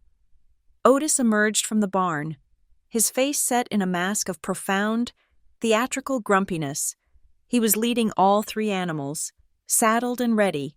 He stopped dead when he saw them on the step, saw their joined hands. Otis pointedly turned his gaze up to the sky, sniffing the air. "Well," he grumbled to a passing cloud, "gonna be a cold ride, hard on the joints, not good for old bones. Folks should know better than to sit on cold, damp wood. Makes a man seize up." Harlan and June stood, their hands separating slowly, reluctantly. Otis moved to Harlan's bay and gave the cinch one last, violent tug, making the horse grunt. Then he glanced at them, and the grumpy facade cracked, melting into a wide, irrepressible grin. "But it's a good plan." He slapped the bay on the rump. "All set, boss." As if summoned by his words, Lita Morell's buggy rattled into the yard at a near gallop. She didn't get down. She was already dressed for church, her face pale with worry but her eyes fierce. "I'll be at the First Baptist," she said, her voice low and rapid. "All day. If I don't get word from Otis by sundown, I'm not going to Judge Bell. I'm riding for the U.S., Marshall and Prescott. I'll ride all night if I have to." "We'll be back by sundown, Lita," Harlan said, his voice a solid promise. She nodded, her lips pressed into a thin line. She tossed a small, oilcloth-wrapped bundle onto the porch. Bandages, carbolic, and a small flask of whiskey. "It's not for courage. It's for cleaning a wound." Her eyes met June's, a powerful, silent understanding passing between the two women. Love is a fine healer, June, but bandages are still necessary. Before they could reply, she snapped the reins, and the buggy was gone in a clatter of wheels and a cloud of dust. Harlan turned to June. She was shivering. the morning air biting through her thin dress. He didn't hesitate. He shrugged out of his own heavy canvas duster, the one that had been her first shield. "You'll need this," he said. She slipped her arms into it. It enveloped her. The smell of him wood smoke, old leather, and the faint, clean scent of the high desert was an armor. He mounted his bay in one fluid motion. Otis was already on his horse. Harlan looked down at June and held out his hand. She took it, planted her oversized boot in the stirrup, and let him swing her up behind him. She settled on the horse's rump, her arms circling his waist, her hands locking over his belt buckle, holding on tight. The three of them sat for a single, quiet moment, a tiny, defiant army. From a fence post, the first meadowlark of the morning broke the silence, its song a clear, cascading tumble of notes. "Otis," Harlan said. "Boss. Let's ride." The three horses moved as one, walking out of the gate, past the silent, groaning windmill, and turning east, toward the pale, rising sun and the dangerous, sleeping town of Sparrow's Bluff. Sparrow's Bluff was not a town. It was a stage. And on this Sunday, every actor was in costume. The civic auction and fundraiser for progress had transformed the dusty single-street settlement into a frantic, noisy theater. Bunting, red and white, was strung between the awnings, flapping in the hot, restless wind. Wagons, buckboards, and expensive new buggies choked the thoroughfare. From the raised platform in front of the new hotel, the sound of a reedy fiddle and a banjo sawed at the air, barely audible over the din of the auctioneer already selling off seized parcels of dry land. And on the hotel balcony, presiding over it all, was Bastian Pike. He was not the crude villain of Jed Dorn. Pike was dressed in a fine wool suit, his waistcoat a tapestry of embroidered silk, a gold watch chain gleaming on his considerable stomach.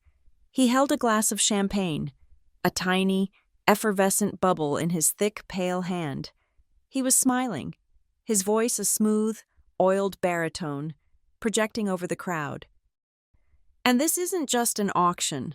Friends," he boomed, raising his glass. "It is a celebration of the civilization we are building here. Brick by brick, the railroad is coming, and with it, prosperity. We are taming this wilderness, not with the gun, but with the law, not with savagery, but with contracts." Harlan Quaid stood at the edge of the crowd, his heart a cold knot of loathing. He was invisible. He wore a patched, homespun shirt, trousers slick with axle grease, and a hat pulled so low it shadowed his entire face. His hands, calloused and strong, were wrapped around the wooden handles of a heavy two-wheeled barrel cart. In the cart sat a large, sealed barrel, stenciled with the word flour. He was no one, a ranch hand, a mute servant, waiting for his mistress. June Varley stepped down from the hired wagon they'd left at the livery. She was transformed. She wore a simple but elegant black dress, the kind a woman of modest means might wear for Sunday morning. Her face was obscured by a thick, dark veil, a respectable shield of grief that rendered her anonymous. She was a widow, come to town to inquire about the land auction, a potential investor, a new face. She moved with a quiet, dignified grace, her back straight, her gloved hands clasped. She gave Harlan a curt, imperious nod, the kind a lady gives a servant she doesn't wish to acknowledge. Harlan inclined his head, his expression blank, and began to push the cart through the crowd, following her. They walked past the hotel, past the shouting auctioneer, past the raucous fiddle music. They turned the corner, away from the main street. The noise faded, replaced by the clatter of dishes from the hotel kitchen and the occasional burst of drunken laughter. Marlowe's house. Pike's office was quiet, set back from the road by a small, dead garden. And at the back alley entrance, just as June had predicted, sat a single, bored-looking guard. He was a thick-necked man in a dusty derby, his chair tilted back against the wall, a cheap cigar clenched in his teeth. He was listening to the music from the main street, his foot tapping, his face a mask of profound boredom. He wanted to be at the party, not guarding a back door. The plan was in motion. From the cross alley 50 yards away, a new sound cut through the air. It was a harmonica. It wasn't the clumsy, sawing notes of the town band. This was sharp, and fast, and alive. It was a driving, rhythmic tune, a reel that pulled at the feet. The guard in the chair stopped tapping his foot. He craned his neck, listening. The tune was good. It was very good. Otis Hale stepped out of the alley, his hat pushed back, his harmonica cupped in his hands, his body swaying to the rhythm he was creating. He was a natural showman. He played a flurry of notes, then stomped his boot, and a small group of children, drawn by the sound, began to clatter their feet in the dust, trying to keep up. The guard at Pike's office stood up. He shaded his eyes, intrigued. He took a few steps down the alley, away from the door, to get a better look. "Now," June whispered, her voice muffled by the veil. She walked forward, not like a thief, but like a lady. Harlan pushed the cart, the iron-rimmed wheels grinding in the dirt. The guard heard them. He turned, annoyed at the interruption. June stopped, her head tilted. "Excuse me, sir," she said, her voice pitched with a note of genteel confusion. "Is this the residence of Mr. Pike? I was told I might leave my supplies here while I attend the auction. I am the widow Clark." The guard looked from her veiled, respectable figure to Harlan, the mute, stupid-looking hand, and back to the barrel. He was paid to keep people out. But this was a lady, a widow, a potential buyer. Pike wouldn't want a rich widow inconvenienced. "He ain't here," the guard grunted. "He's at the hotel." "Oh, dear," June sighed. A perfect performance of frail helplessness. "But my man, he has a weak constitution. He cannot stand in the sun. And this flower." She gestured to the barrel. "It's for the church. A donation for the fundraiser. Could we not just leave it inside the door, out of the heat?" The guard hesitated. From the cross alley, Otis's harmonica shifted, hitting a high, wailing note that drew a cheer from the growing crowd. The guard's eyes flickered back to the show. He wanted to be there. "Ah, hell," he said, making a decision. "Fine, but just inside. Then you go on to the hotel. He'll be back later." He pulled a key from his pocket, unlocked the back door, and shoved it open into a dark, cool hallway. "Just here, and be quick about it." "Thank you, sir. You are a credit to him," June murmured. Harlan pushed the cart over the threshold. The guard stepped aside, his attention already drifting back to the music. "I'll be right back," he said. "Seeing what all this racket is?" He walked 20 paces down the alley, his back to them, and leaned against the opposite wall, getting a clear view of Otis. He had left the door open. Harlan and June were inside. The house was silent and cold. It smelled of old cigar smoke, stale whiskey, and expensive, new leather furniture. This was Marlowe's study, her prison. It was darker now, the heavy velvet curtains drawn. "He's watching Otis," Harlan whispered, his voice a low rasp, his eyes on the open door. "We have maybe 2 minutes, 3, if Otis is lucky." June didn't need 3. She moved, not with panic, but with a cold, terrifying certainty. She walked past Pike's new, massive oak desk to the far wall. A large, gaudy painting of a sinking ship hung there. She didn't hesitate. She grabbed the frame and pulled. It swung open on silent, well-oiled hinges, revealing the flat, black-painted steel of the McCready safe. Harlan moved to the barrel, his hands resting on the lid, his body positioned to block the view from the hall. He was the lookout. He was the muscle. June knelt. Her gloved fingers traced the faded brass of the dial. The numbers were worn, but she didn't need to see them. She put her fingers on the dial. Right, to 10. Her mind flashed. Marlowe, his breath hot and sour, his hand on her shoulder. "See this, Junie? This is my future. 10. The month I was born." Her hand trembled. Just once. She steeled herself. She was not the victim. She was the weapon. Left past 10 to 22. 22, the day I always had to bake a cake, or he'd. She squeezed her eyes shut. She wasn't that girl. She was the widow Clark. She was June Varley. She was the woman who had kissed Harlan Quaid in the moonlight. Right, to 3. 3, the number of aces he claimed to have in the hand that won him this house. A lie, like everything else. She took a breath and turned the handle. There was no sound, just a heavy, solid thunk as the bolts retracted. She pulled the door open. It was exactly as she'd remembered. Marlowe's arrogance, his laziness, was their salvation. He hadn't cleared it out, and Pike, in his own arrogance, had likely never even thought to check it, assuming it was full of a drunk's worthless keepsakes. Harlan looked back from the door. 1 minute, he breathed. The guard was still laughing at something Otis was doing. June's hands were a blur. She was not a lady. She was a surgeon. She ignored the stacks of old banknotes, the small bags of coins. Her fingers went right to the ledger, Marlowe's private ledger. She pulled it out. Bastian Pike, his name, over and over. She tucked it into the bodice of her dress, a cold, hard comfort against her skin. Then, the papers, a thick sheaf, tied with a ribbon. She saw the signatures: Silas Ketter, Jed Dorn, receipts for security and filing fees, a deposit slip for Dorn, noting collateral on a $500 loan. And at the bottom, the maps.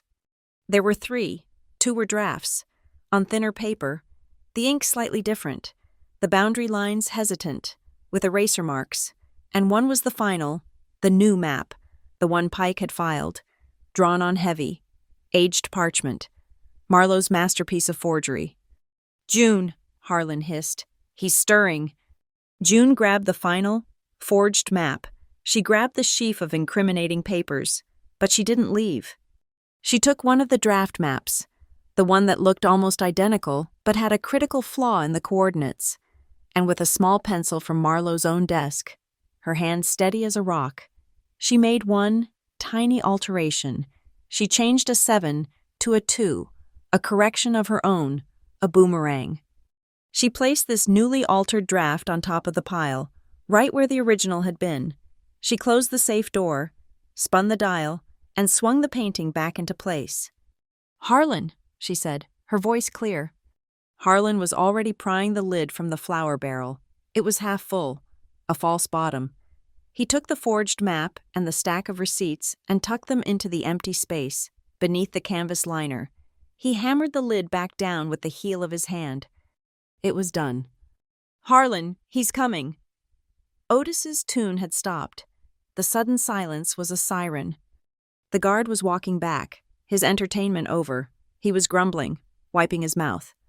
Harlan grabbed the handles of the cart. June smoothed her veil. They were in the hallway when the guard appeared at the door. He looked at them. His eyes narrowed. He looked at the closed study door, then at the barrel. They had been too fast, too quiet. "You done?" he grunted. "Yes, thank you." June's voice was a perfect, airy melody. "My man was just admiring the craftsmanship of the desk. Such fine wood. My late husband. He loved fine wood." The guard stared at Harlan. Harlan stared at the floor, the picture of a dull-witted servant. "Yeah, well," the guard said, unconvinced. "Get on. The show's over." Just as he spoke, the music from the alley exploded again, but it wasn't the fast, intricate reel. Otis had switched his tune. It was a loud, brassy, triumphant march. When the saints go marching in. And he wasn't alone. The fiddler and the banjo player, hearing a tune they all knew, had run over and joined in. A spontaneous, noisy, joyous parade was forming. The town's children and half-drunken men falling in line, marching behind Otis. "What in the—" the guard said, distracted again. The parade was moving from the alley toward the main street, right past the back door of Pike's office. "This way, madam," Harlan said, his voice a low, gravelly rasp, playing his part. He pushed the cart out the door, right into the tail end of the marching crowd. June, the grieving widow, was suddenly swallowed up in a celebration. They were surrounded, a dozen people laughing and clapping, shielding them from the guard's suspicious gaze. "Hey," the guard shouted. "You?" But they were already gone, part of the crowd, just two more faces in the chaos, moving toward the main street. On the hotel balcony, Bastian Pike heard the commotion. He looked down, his face darkening at the unprofessional rabble. He saw the parade, and he saw, just for a second, a veiled woman and a man with a barrel cart being swept along. It meant nothing to him. Then, a shout from inside his office, a different voice. "Boss, Mr. Pike, the safe?" Pike's head whipped toward the office. He saw the guard running, shouting. The blood drained from his face. He understood. He understood. "Stop them!" Pike roared, his voice cracking with fury. "Stop that woman! Stop the cart!" He pointed, his arm shaking, his champagne glass shattering on the balcony floor. "Stop them!" But no one could hear him.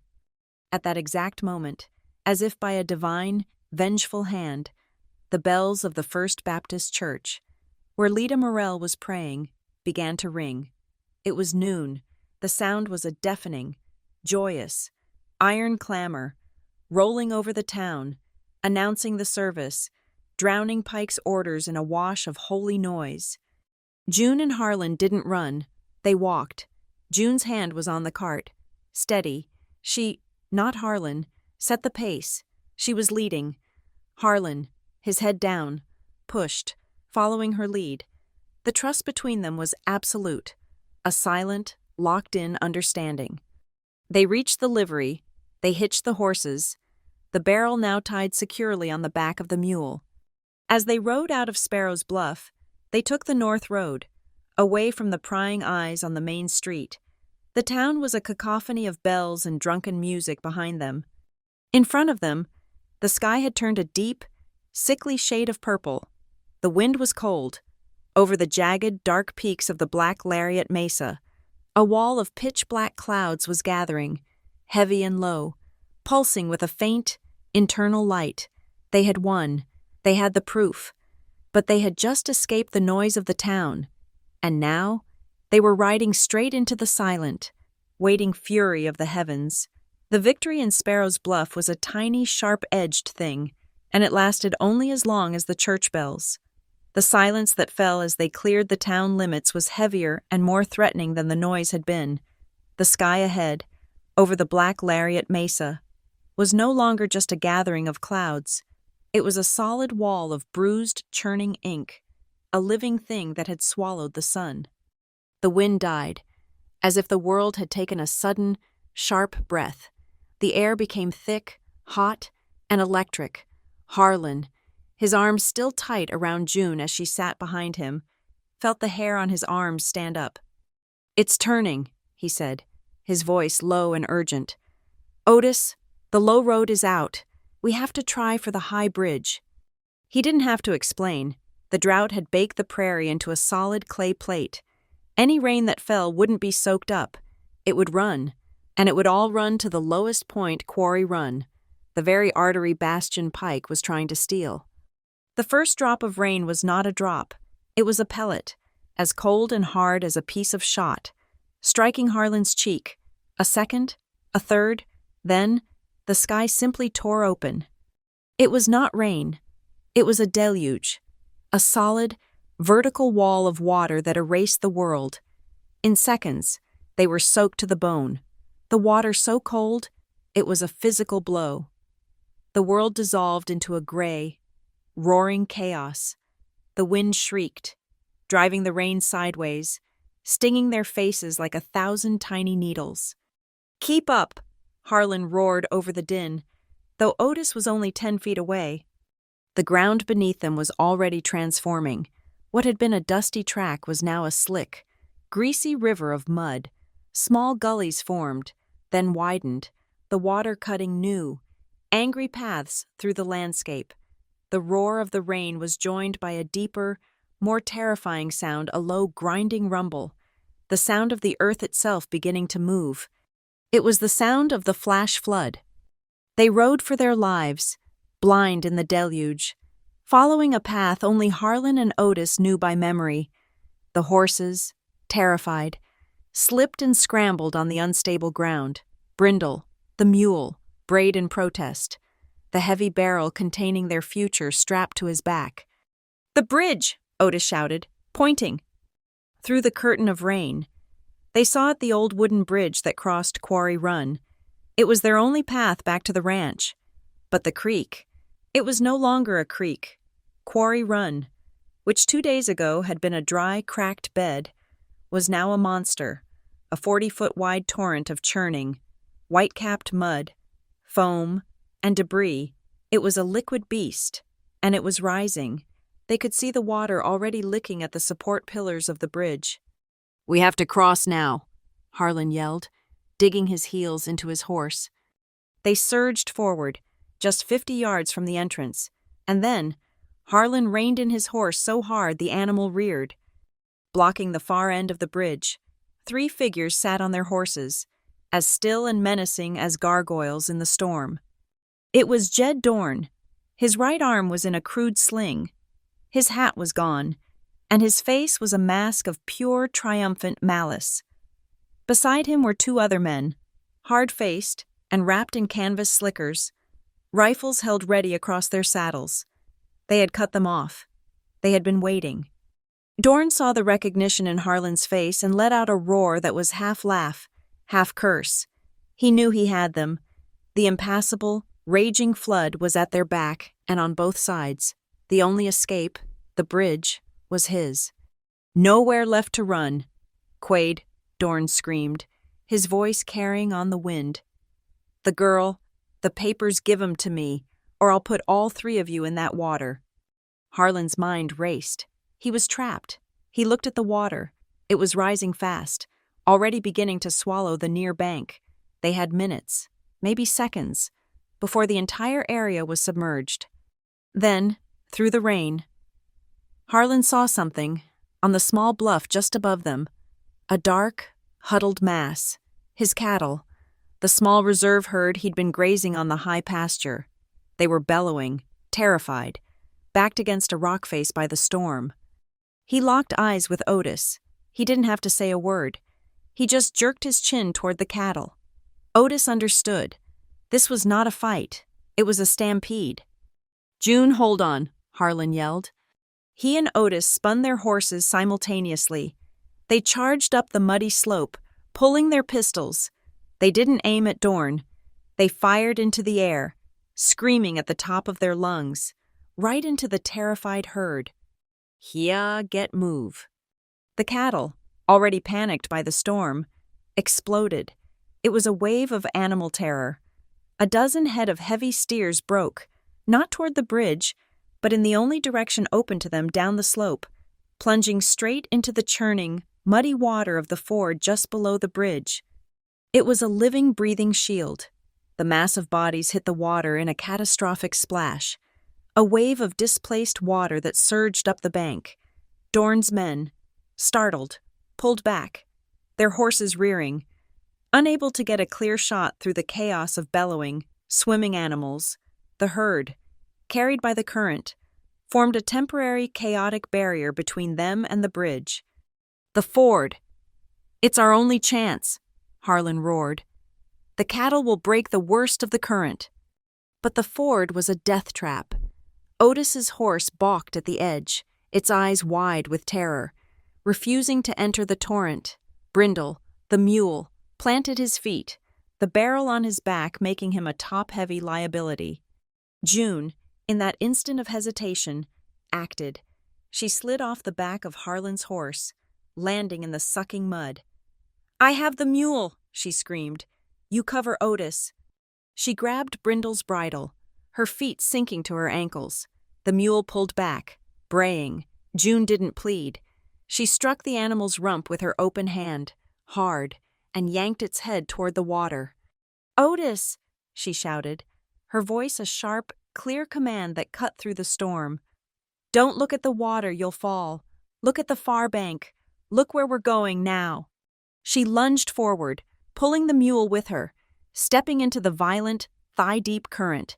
The force of it almost took her feet out from under her, but she held on. Her eyes locked on a single tall pine on the opposite side. Harlan plunged in beside her, positioning his horse upstream to break the water for her. Otis, shamed and galvanized by her courage, spurred his horse in behind them. They were in the belly of the beast. The water was glacial, a physical, crushing weight. It roared in their ears, a deafening, disorienting sound. Debris, a broken fence post.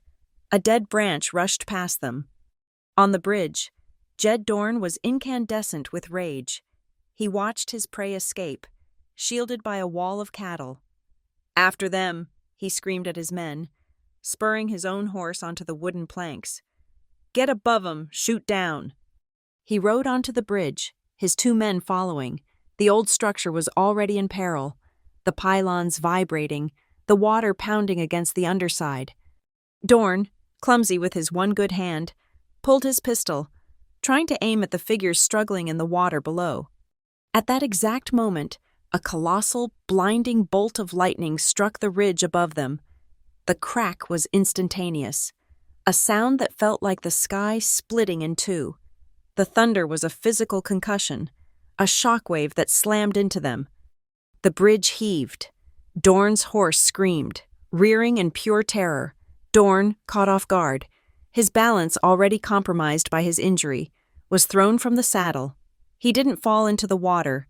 He slammed onto the wet planks, his pistol flying from his grasp, spinning into the brown torrent, and disappearing instantly. He slid, scrabbling for a hold, and just managed to grab a support beam, his entire lower body dangling over the raging flood. He was disarmed, broken-handed, and hanging for his life. In the water, Harlan saw it. He was 30 feet away. He saw his enemy, helpless. He had his rope, coiled at his saddle. He could throw it. He could save him. At that same second, just downstream, Otis's horse lost its footing. The animal went down on its forelegs with a high, terrified scream, water washing over its back. Otis was thrown from the saddle, his boot catching in the stirrup. He was about to be dragged under, drowned by his own horse. "Harlan!" he shrieked. Harlan had one rope. He had 1 second. He looked at Dorn, clinging to the bridge. He looked at Otis, being pulled under the water. He made his choice. He ripped his lasso free. With a single, desperate, expert throw, he snapped the rope, not at Jed Dorn, but at Otis. The loop, impossibly, landed in the water near the struggling boy. "Grab it." Otis grabbed the rope. Otis's hand, white and frantic, found the rope. Harlan, his horse straining against the current, pulled, taking the strain, giving Otis just enough slack to free his foot. Jed Dorn, hanging from the bridge, watched it all. He watched Harlan Quaid look at him, then turn and throw the rope to his friend. He watched Harlan choose to let him die. A sound of pure, animalistic hatred tore from Dorn's throat. With a surge of adrenaline, he used his one good hand and his boots, scrambling, kicking, and clawing his way back onto the slick, heaving planks of the bridge. He collapsed onto the wood, a soaked, beaten, disarmed man, humiliated for the second time. He looked at Harlan, who was now pulling Otis onto the far bank. Dorn raised his good fist, his face contorted. "This ain't over! Quaid!" he screamed, his voice ripped away by the wind. "You hear me? This ain't over. I'll wait for a dry day. A dry day." Harlan didn't look back. He urged his horse onto the bank, pulling June up beside him. Otis collapsed, coughing up muddy water. Brindle stood, shaking, the barrel miraculously still secure. They were alive. They were across the ranch. "We can't," Harlan gasped, the cold setting in. "They're still on the bridge. They'll see us." "This way," Otis said, spitting water. "The high caves. We can shelter." He led them up a narrow game trail, into the rocks, until they found a shallow overhang, a wide, dry space carved out of the sandstone. It was barely a cave, but it was out of the rain. They built a small, smoky fire with the last of Otis's dry tinder. The cold was a new enemy, as dangerous as the flood. They huddled together, shivering, their teeth chattering. The first priority was not warmth, it was the future. June, her hands blue and shaking so badly she could barely work the knots, unstrapped the barrel from Brindle. She pried the lid off. The canvas liner was soaked. Her heart stopped. "No," she whispered. She pulled the papers out. They were damp. The ink blurred in places, the parchment soft and fragile, but they were not destroyed. They were legible. "Near the fire," Harlan said, his voice a low command. "Not too close." They laid the documents out on the flat, dry rocks, a mosaic of their only hope. June knelt before them, as if in prayer, turning them, holding them, shielding them from the dripping water.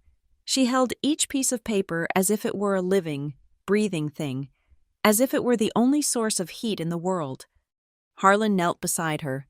He picked up the forged deed, the new map Marlowe had drawn. "This is it," he breathed. Then he picked up another paper, one of the receipts from the safe. "And this?" He squinted in the dim, smoky light. "June, this is his signature, Marlowe's, the receipt he gave Dorn for the collateral." June looked. She saw the looped, arrogant M on the receipt. Then she looked at the map, where Marlowe had forged the county clerk's name. "And this," she whispered, her finger tracing the name in the ledger. "This is his name, in his own book, beside Pike's." Her eyes, shadowed and exhausted, suddenly burned with a cold, clear light. She looked at Harlan. "He signed his own name on the proof," she said, her voice hoarse. "He signed Pike's name on the forgeries, and he signed my name on the note that started it all. He tied his own rope. Harlan, Marlowe gave us the rope to hang them all." They sat in silence for a long time, the fire crackling, the storm slowly, finally, roaring itself into exhaustion. They huddled together, Harlan's arm around June, Otis at their feet, sleeping a dead, cold sleep. When the light came, it was pale and watery. The rain had stopped. The only sound was the drip of water from the trees and the distant, fading roar of the creek. The world was washed clean. Harlan stood at the mouth of the cave. The air was cold, sharp, and new. He looked out at the valley, a world reborn. The dust of the drought finally settled. He felt light, the heavy, crushing weight of his solitude, of his grief for Martha, of his losing battle against the land it was gone. He had made a choice in the storm. He had chosen Otis over Dorn. He had chosen June over his own safety. He was no longer a man living for a ghost. He knew, at last, who he was living for. June came to stand beside him. The papers were dry, rolled tight, and tucked safely inside her dress, against her heart. "They'll be in town," she said. "Pike will be at the courthouse right now. He'll know we have the originals. He'll be filing new charges, a new map, anything to stop us." Harlan nodded. He looked toward the east, toward Sparrow's Bluff. The fight wasn't over. It had just begun. "Lida will be waiting," he said. "She'll be wondering if we're alive." He turned and looked at her, his partner, his equal, the map June left in the safe.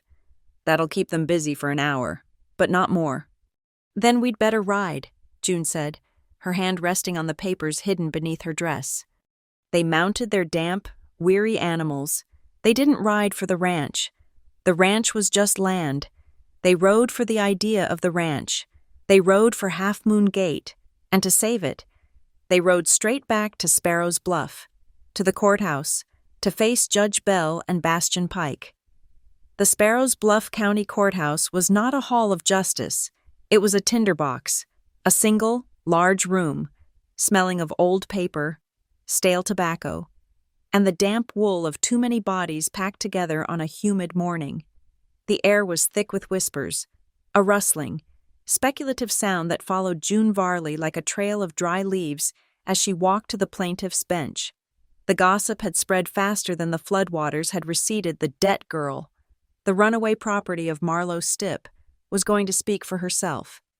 At the defendant's table sat the triumvirate of power in the valley: Bastian Pike, his face a mask of aggrieved respectability, his fine suit unwrinkled; Silas Ketter, the banker and county registrar, looking pale and nervous, constantly adjusting his spectacles. Beside them sat their lawyer, a man named Fletcher from the territorial capital, whose suit was even finer, whose hair was slick with pomade, and whose smile was a thin, confident razor. In the back row, half hidden in the shadows, was Marlowe Stipp. He was not a participant, but a spectator at his own ruin. He wore a sickly, placating smile, a man ready to applaud whichever side won, hoping only to be spared. At the head of the room, on a raised dais, sat Judge Horatio Bell. He was a man whose face had been carved by years of hard decisions and sour whiskey. He was not known for his mercy, but for his rigid, almost brutal adherence to procedure. He looked down at the two opposing parties, his expression one of profound, weary annoyance. "This is a preliminary hearing, not a circus," he grumbled, his voice like rocks grinding together. "Mr. Pike, your lawyer has filed a complaint: assault, theft of private documents, and the harboring of a fugitive. Mr. Quaid, I have a counter-complaint from you, filed this morning by Dr. Morell, alleging conspiracy, fraud, and illegal seizure of water rights. The docket is full. Someone get to the point." Fletcher rose, smooth and confident. "Your Honor, the point is simple. My client, a respected pillar of this community, was set upon by this vagrant," he gestured to Harlan, "who brutally assaulted his agent, Mr. Dorn. This man then conspired with a runaway woman," he corrected himself, his tone dripping with condescension, "to break into my client's private office and steal his personal effects. It is a clear and vicious case of lawlessness." Judge Bell looked at Harlan. "Mr. Quaid, your response." Harlan Quaid stood. He was not a man of words. He was covered in dried mud, his face drawn with exhaustion, but his eyes were clear and steady. He did not look at Fletcher. He looked at Judge Bell. "Your Honor," he began, his voice low and even, "I am not a lawyer. I'm a rancher, so I will speak plainly." He walked to the judge's bench. He did not raise his voice. He simply began to lay out the evidence, placing each document on the scarred wood as if he were laying foundation stones for a house. "This," he said, placing Marlowe's private ledger on the desk, "is a record of payments, from Bastian Pike to Marlowe Stipp, for services rendered." Fletcher was on his feet. "Objection. That document was stolen. It is inadmissible." "It is evidence of a conspiracy, Mr. Fletcher," Judge Bell grunted, his eyes on the book. "Sit down. I'll decide what's admissible." Harlan continued, his voice never wavering. "These," he laid down the sheaf of receipts, "are payments to Silas Ketter for clerical services in adjusting land surveys, and this is a receipt for Jed Dorn for the collateral on a loan. The collateral was a human being." A low murmur rippled through the crowd. Silas Ketter went white as a sheet. "And this," Harlan said, his voice dropping, "is the map, the original survey of the Half Moon Gate Ranch, filed by my father 30 years ago." He unrolled the brittle, yellowed parchment. The spring, the headwaters of Quarry Run, was marked clearly inside his property lines. "And this," he said, placing the final forged document beside it, "is the corrected map Bastian Pike filed yesterday, the one he intended to use to steal my water." He stepped back, his case made not with rhetoric, but with paper and ink. Fletcher, recovering, sneered. "A collection of stolen papers and a fantastic story. Your Honor, the central issue is the woman. She is the property of Marlowe Stipp, her legal guardian, signed over to my client to settle a debt. She is a fugitive, and Mr. Quaid is her accomplice." He turned his razor-thin smile on June. "Miss Varley, do you deny that you fled the legal authority of your stepfather?" The room went silent. Every eye was on June. She rose to her feet. She was wearing a simple, clean dress Lita Morrell had given her. Her hands were bandaged. She was pale, but she did not tremble. She looked, not at Fletcher, but at the judge. Her voice, when it came, was not loud, but it filled every corner of the silent, waiting room. "I am not collateral," she said, her words clear and sharp as glass. "I am a witness." The crowd stirred again, a sound like a rising wind. "A witness," Fletcher scoffed. "A witness to what? Your own theft." "A witness to the forgery of that map," June said, pointing to the document on the judge's desk. "A witness to the conspiracy between Marlowe Stipp and Bastian Pike. I saw the drafts. I heard the conversations. I was in the room." Before Fletcher could interrupt, the back door of the courthouse opened and Dr. Lita Morrell stepped inside. "Your Honor," she said, her voice crisp and professional, "I was asked to be present." Judge Bell nodded. "Dr. Morrell, you are an officer of this court. Do you have something to add?" "I do," she said, walking forward. "I examined Miss Varley upon her arrival at the Quaid Ranch. She was suffering from severe exhaustion, dehydration, and multiple abrasions consistent with a desperate flight over rough terrain." She paused, her gaze sweeping over the room. "I also noted several older, well-healed injuries, faint scarring on her wrists and back, the kind of injuries one sustains over a long period of harsh discipline." She spoke with a cold, clinical detachment that was more damning than any emotional appeal. Marlowe Stipp seemed to shrink in his seat, trying to melt into the shadows. "And I have one more witness," Harlan said. "Otis Hale." Otis came forward, twisting his hat in his hands. He was terrified, but loyal. Fletcher looked him over like a piece of spoiled meat. "Mr. Hale," Fletcher began, his voice dripping with sarcasm, "you work for Mr. Quaid, do you not? A man who pays your wages." "Yes, sir," Otis mumbled. "And what did you witness?" "I witnessed the fence," Otis said, his voice gaining a bit of strength. "The east fence. It was cut. The wire, all 4 strands. A storm had just passed. Had it not?" Fletcher said smoothly. "Perhaps it was damaged by the flood." "No, sir," Otis said, shaking his head. "It was cut clean, with pliers, the kind the railroad men use, sharp ones, made a clean snip, and I witnessed the tracks, Jed Dorn's tracks, right up the irrigation ditch." He looked at the jury box, filled with ranchers and farmers. He was scouting the water. The men in the jury box looked at each other. They understood cut fences. They understood the value of water. Fletcher, seeing he was losing ground, turned his full, venomous attention back to June. He advanced on her, his voice a low, menacing purr. "Miss Varley, let us be clear. Did you, on the night of the fundraiser, enter the private office of Mr. Pike without his permission?" "I entered my stepfather's former study," June replied, her voice steady. "Did you force open a locked safe?" "I opened a safe to which I knew the combination." "And did you remove documents that did not belong to you?" "I removed evidence of crimes that were committed against me and against Mr. Quaid." Fletcher threw his hands up in theatrical exasperation. "She admits it. She admits to breaking and entering, to theft." "I admit to surviving," June said, her voice ringing with a sudden, fierce power. "Is that a crime in this valley, Your Honor?" Judge Bell had been silent, his eyes moving from the witnesses to the papers on his desk. He picked up Pike's corrected map. He held it up to the light from the window, his bushy eyebrows knitting together. He took a pen from his desk and began to compare the coordinates on the new map to the ones on Harlan's father's original survey. The room was so quiet that the scratching of his pen was audible.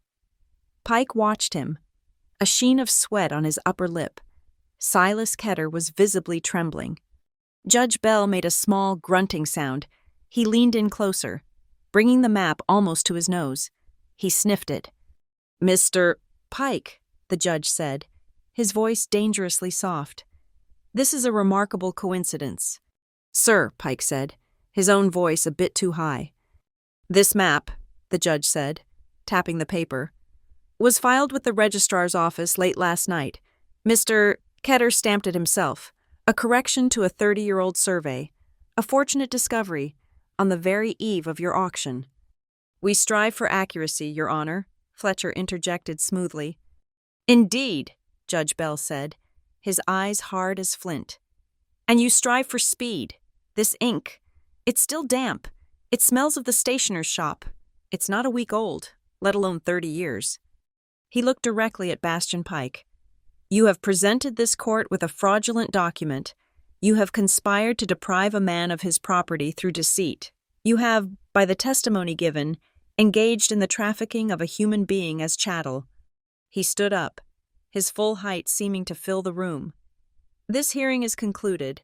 I am issuing a temporary warrant for the arrest of Bastian Pike and Silas Ketter on charges of conspiracy and fraud, pending a full investigation by the territorial marshal." The room exploded.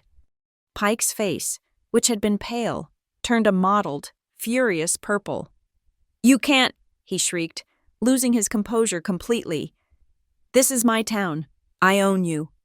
In the chaos, a figure burst forward from the back of the room. It was Jed Dorn, his good hand reaching inside his coat.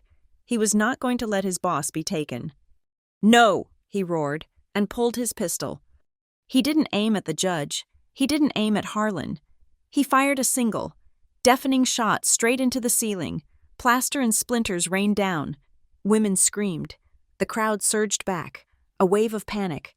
Dorn was trying to create a diversion, a path for Pike to escape. Harlan didn't hesitate.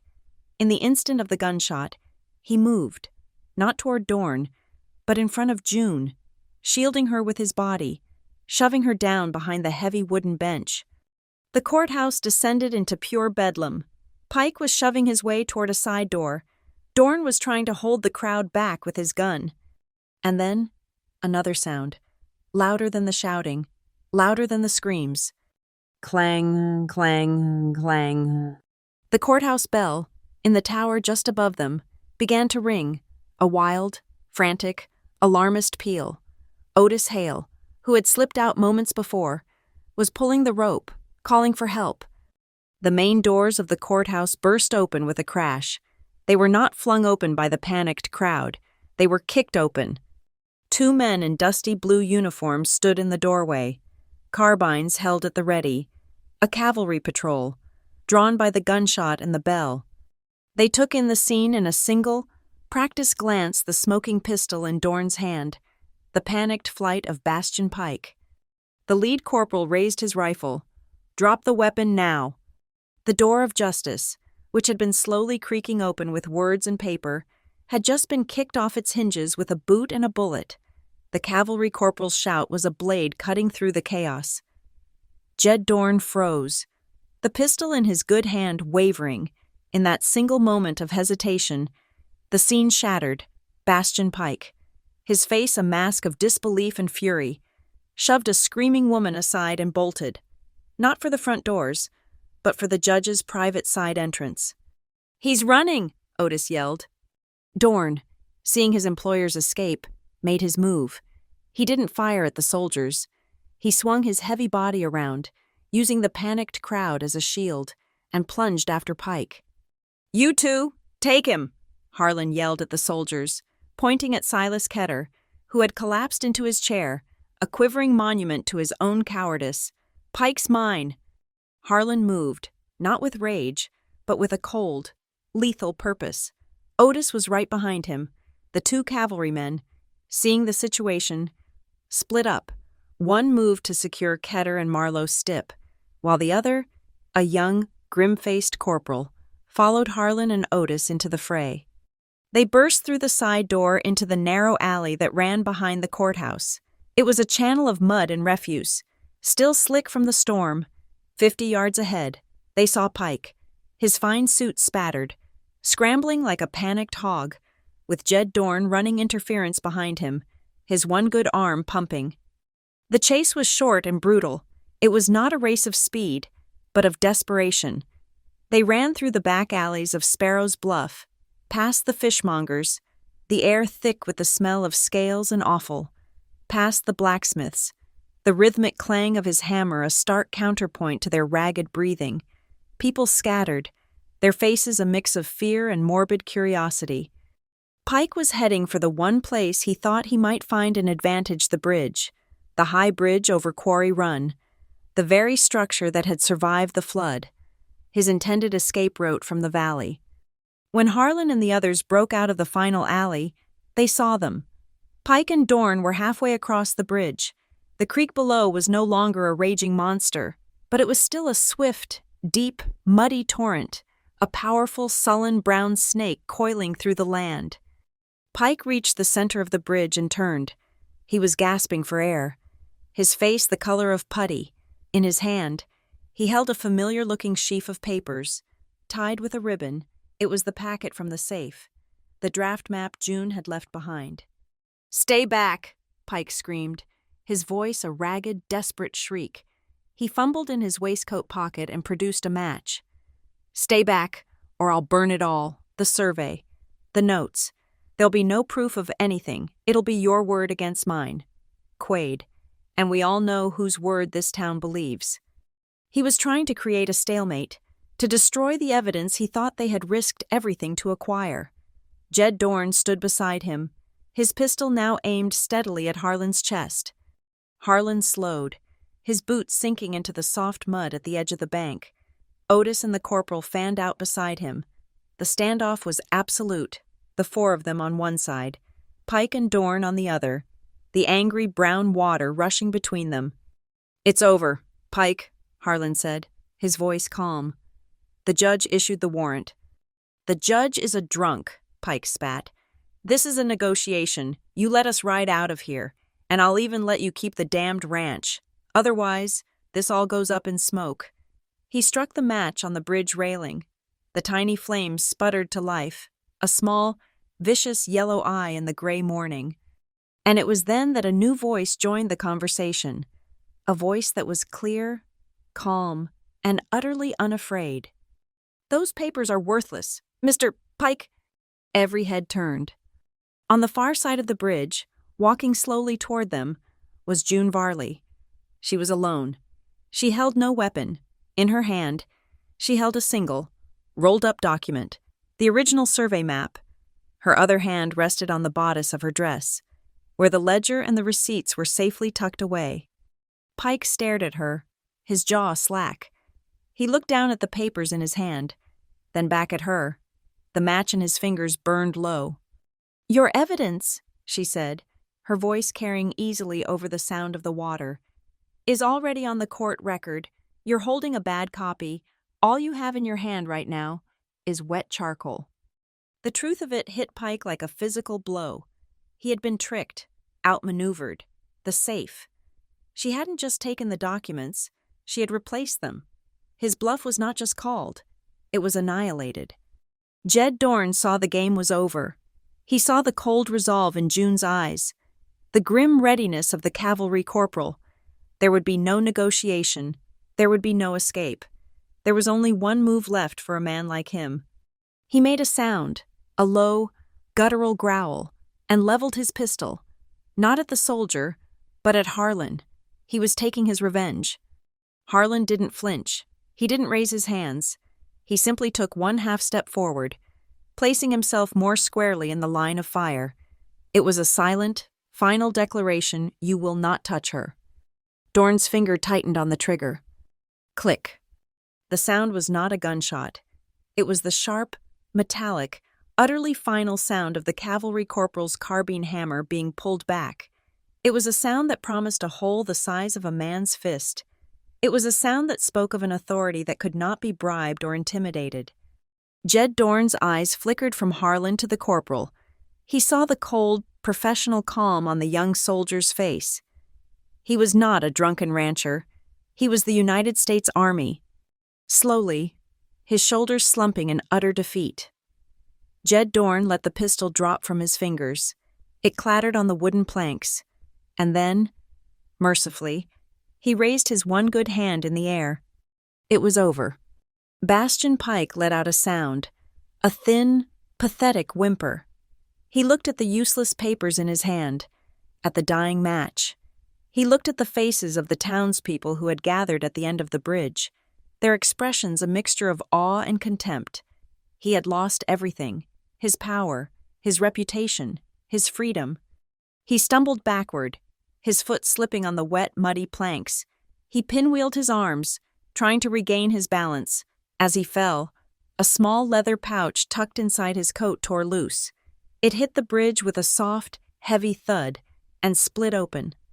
The contents spilled out, not papers, not a weapon, coins, dozens of silver dollars, meant for bribes, for paying men like Dorn, for buying men like Judge Bell.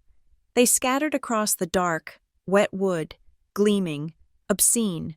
Several rolled to the edge and dropped, one by one, into the muddy water below. A reverse rain, a shower of silver returning to the dirt.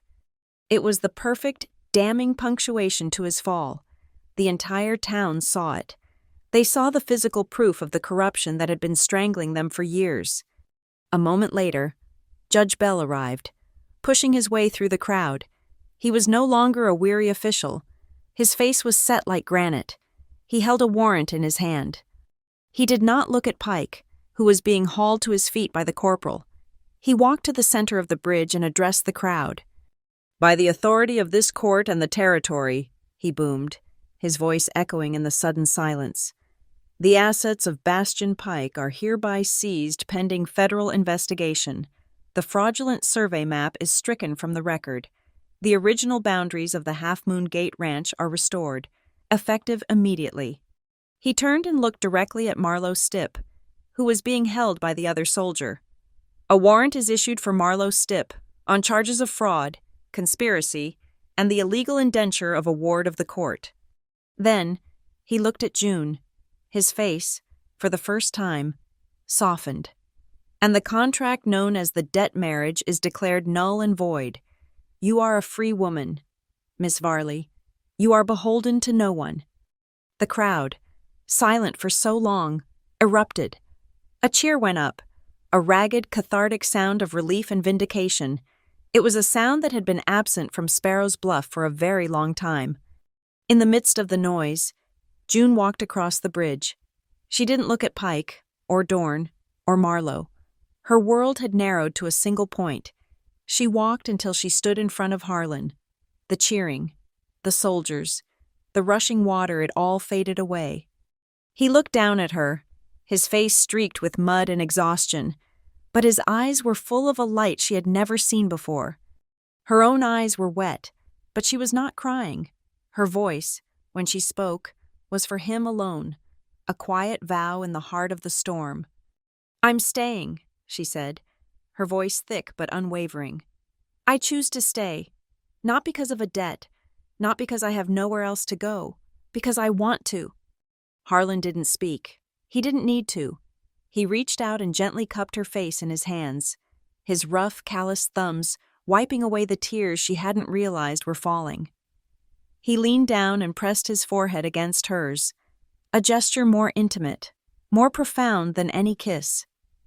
They stood like that for a long moment, a silent, unbreachable island in the sea of celebration. Then, he tilted his head and his lips found hers, a firm, sure kiss that was not about passion, but about promise. It was about foundations. It was about home. When they broke apart, the town was still cheering. He took her hand, his fingers lacing through hers. From the edge of the crowd, Otis Hale let out a single, high, piercing whistle, a note of pure, unadulterated joy. Nearby, Dr. Lita Morell, her face serene, simply smiled, and from the center of town, the church bell began to ring. Not with the frantic clang of an alarm, but with a slow, steady, resonant peal, an anointing sound, washing the old season away. The gate to the Half Moon Gate Ranch stands open. The sign, which once listed, has been straightened. In the clean, new light of a perfect afternoon, two figures stand on the porch. The man puts his arm around the woman, and she leans her head on his shoulder. The sun is low behind them, and on the hard, thirsty, but now healing ground. Their two shadows stretch out long, merging into one. Thank you for listening to this story. I'd love to know where in the world you're tuning in from. So please drop a comment below to say hello and share your thoughts. Be sure to subscribe to my channel, Wild West Stories, 1850, like this video. And if you'd like to support the channel even more, hit that hype button to help this story reach a wider audience.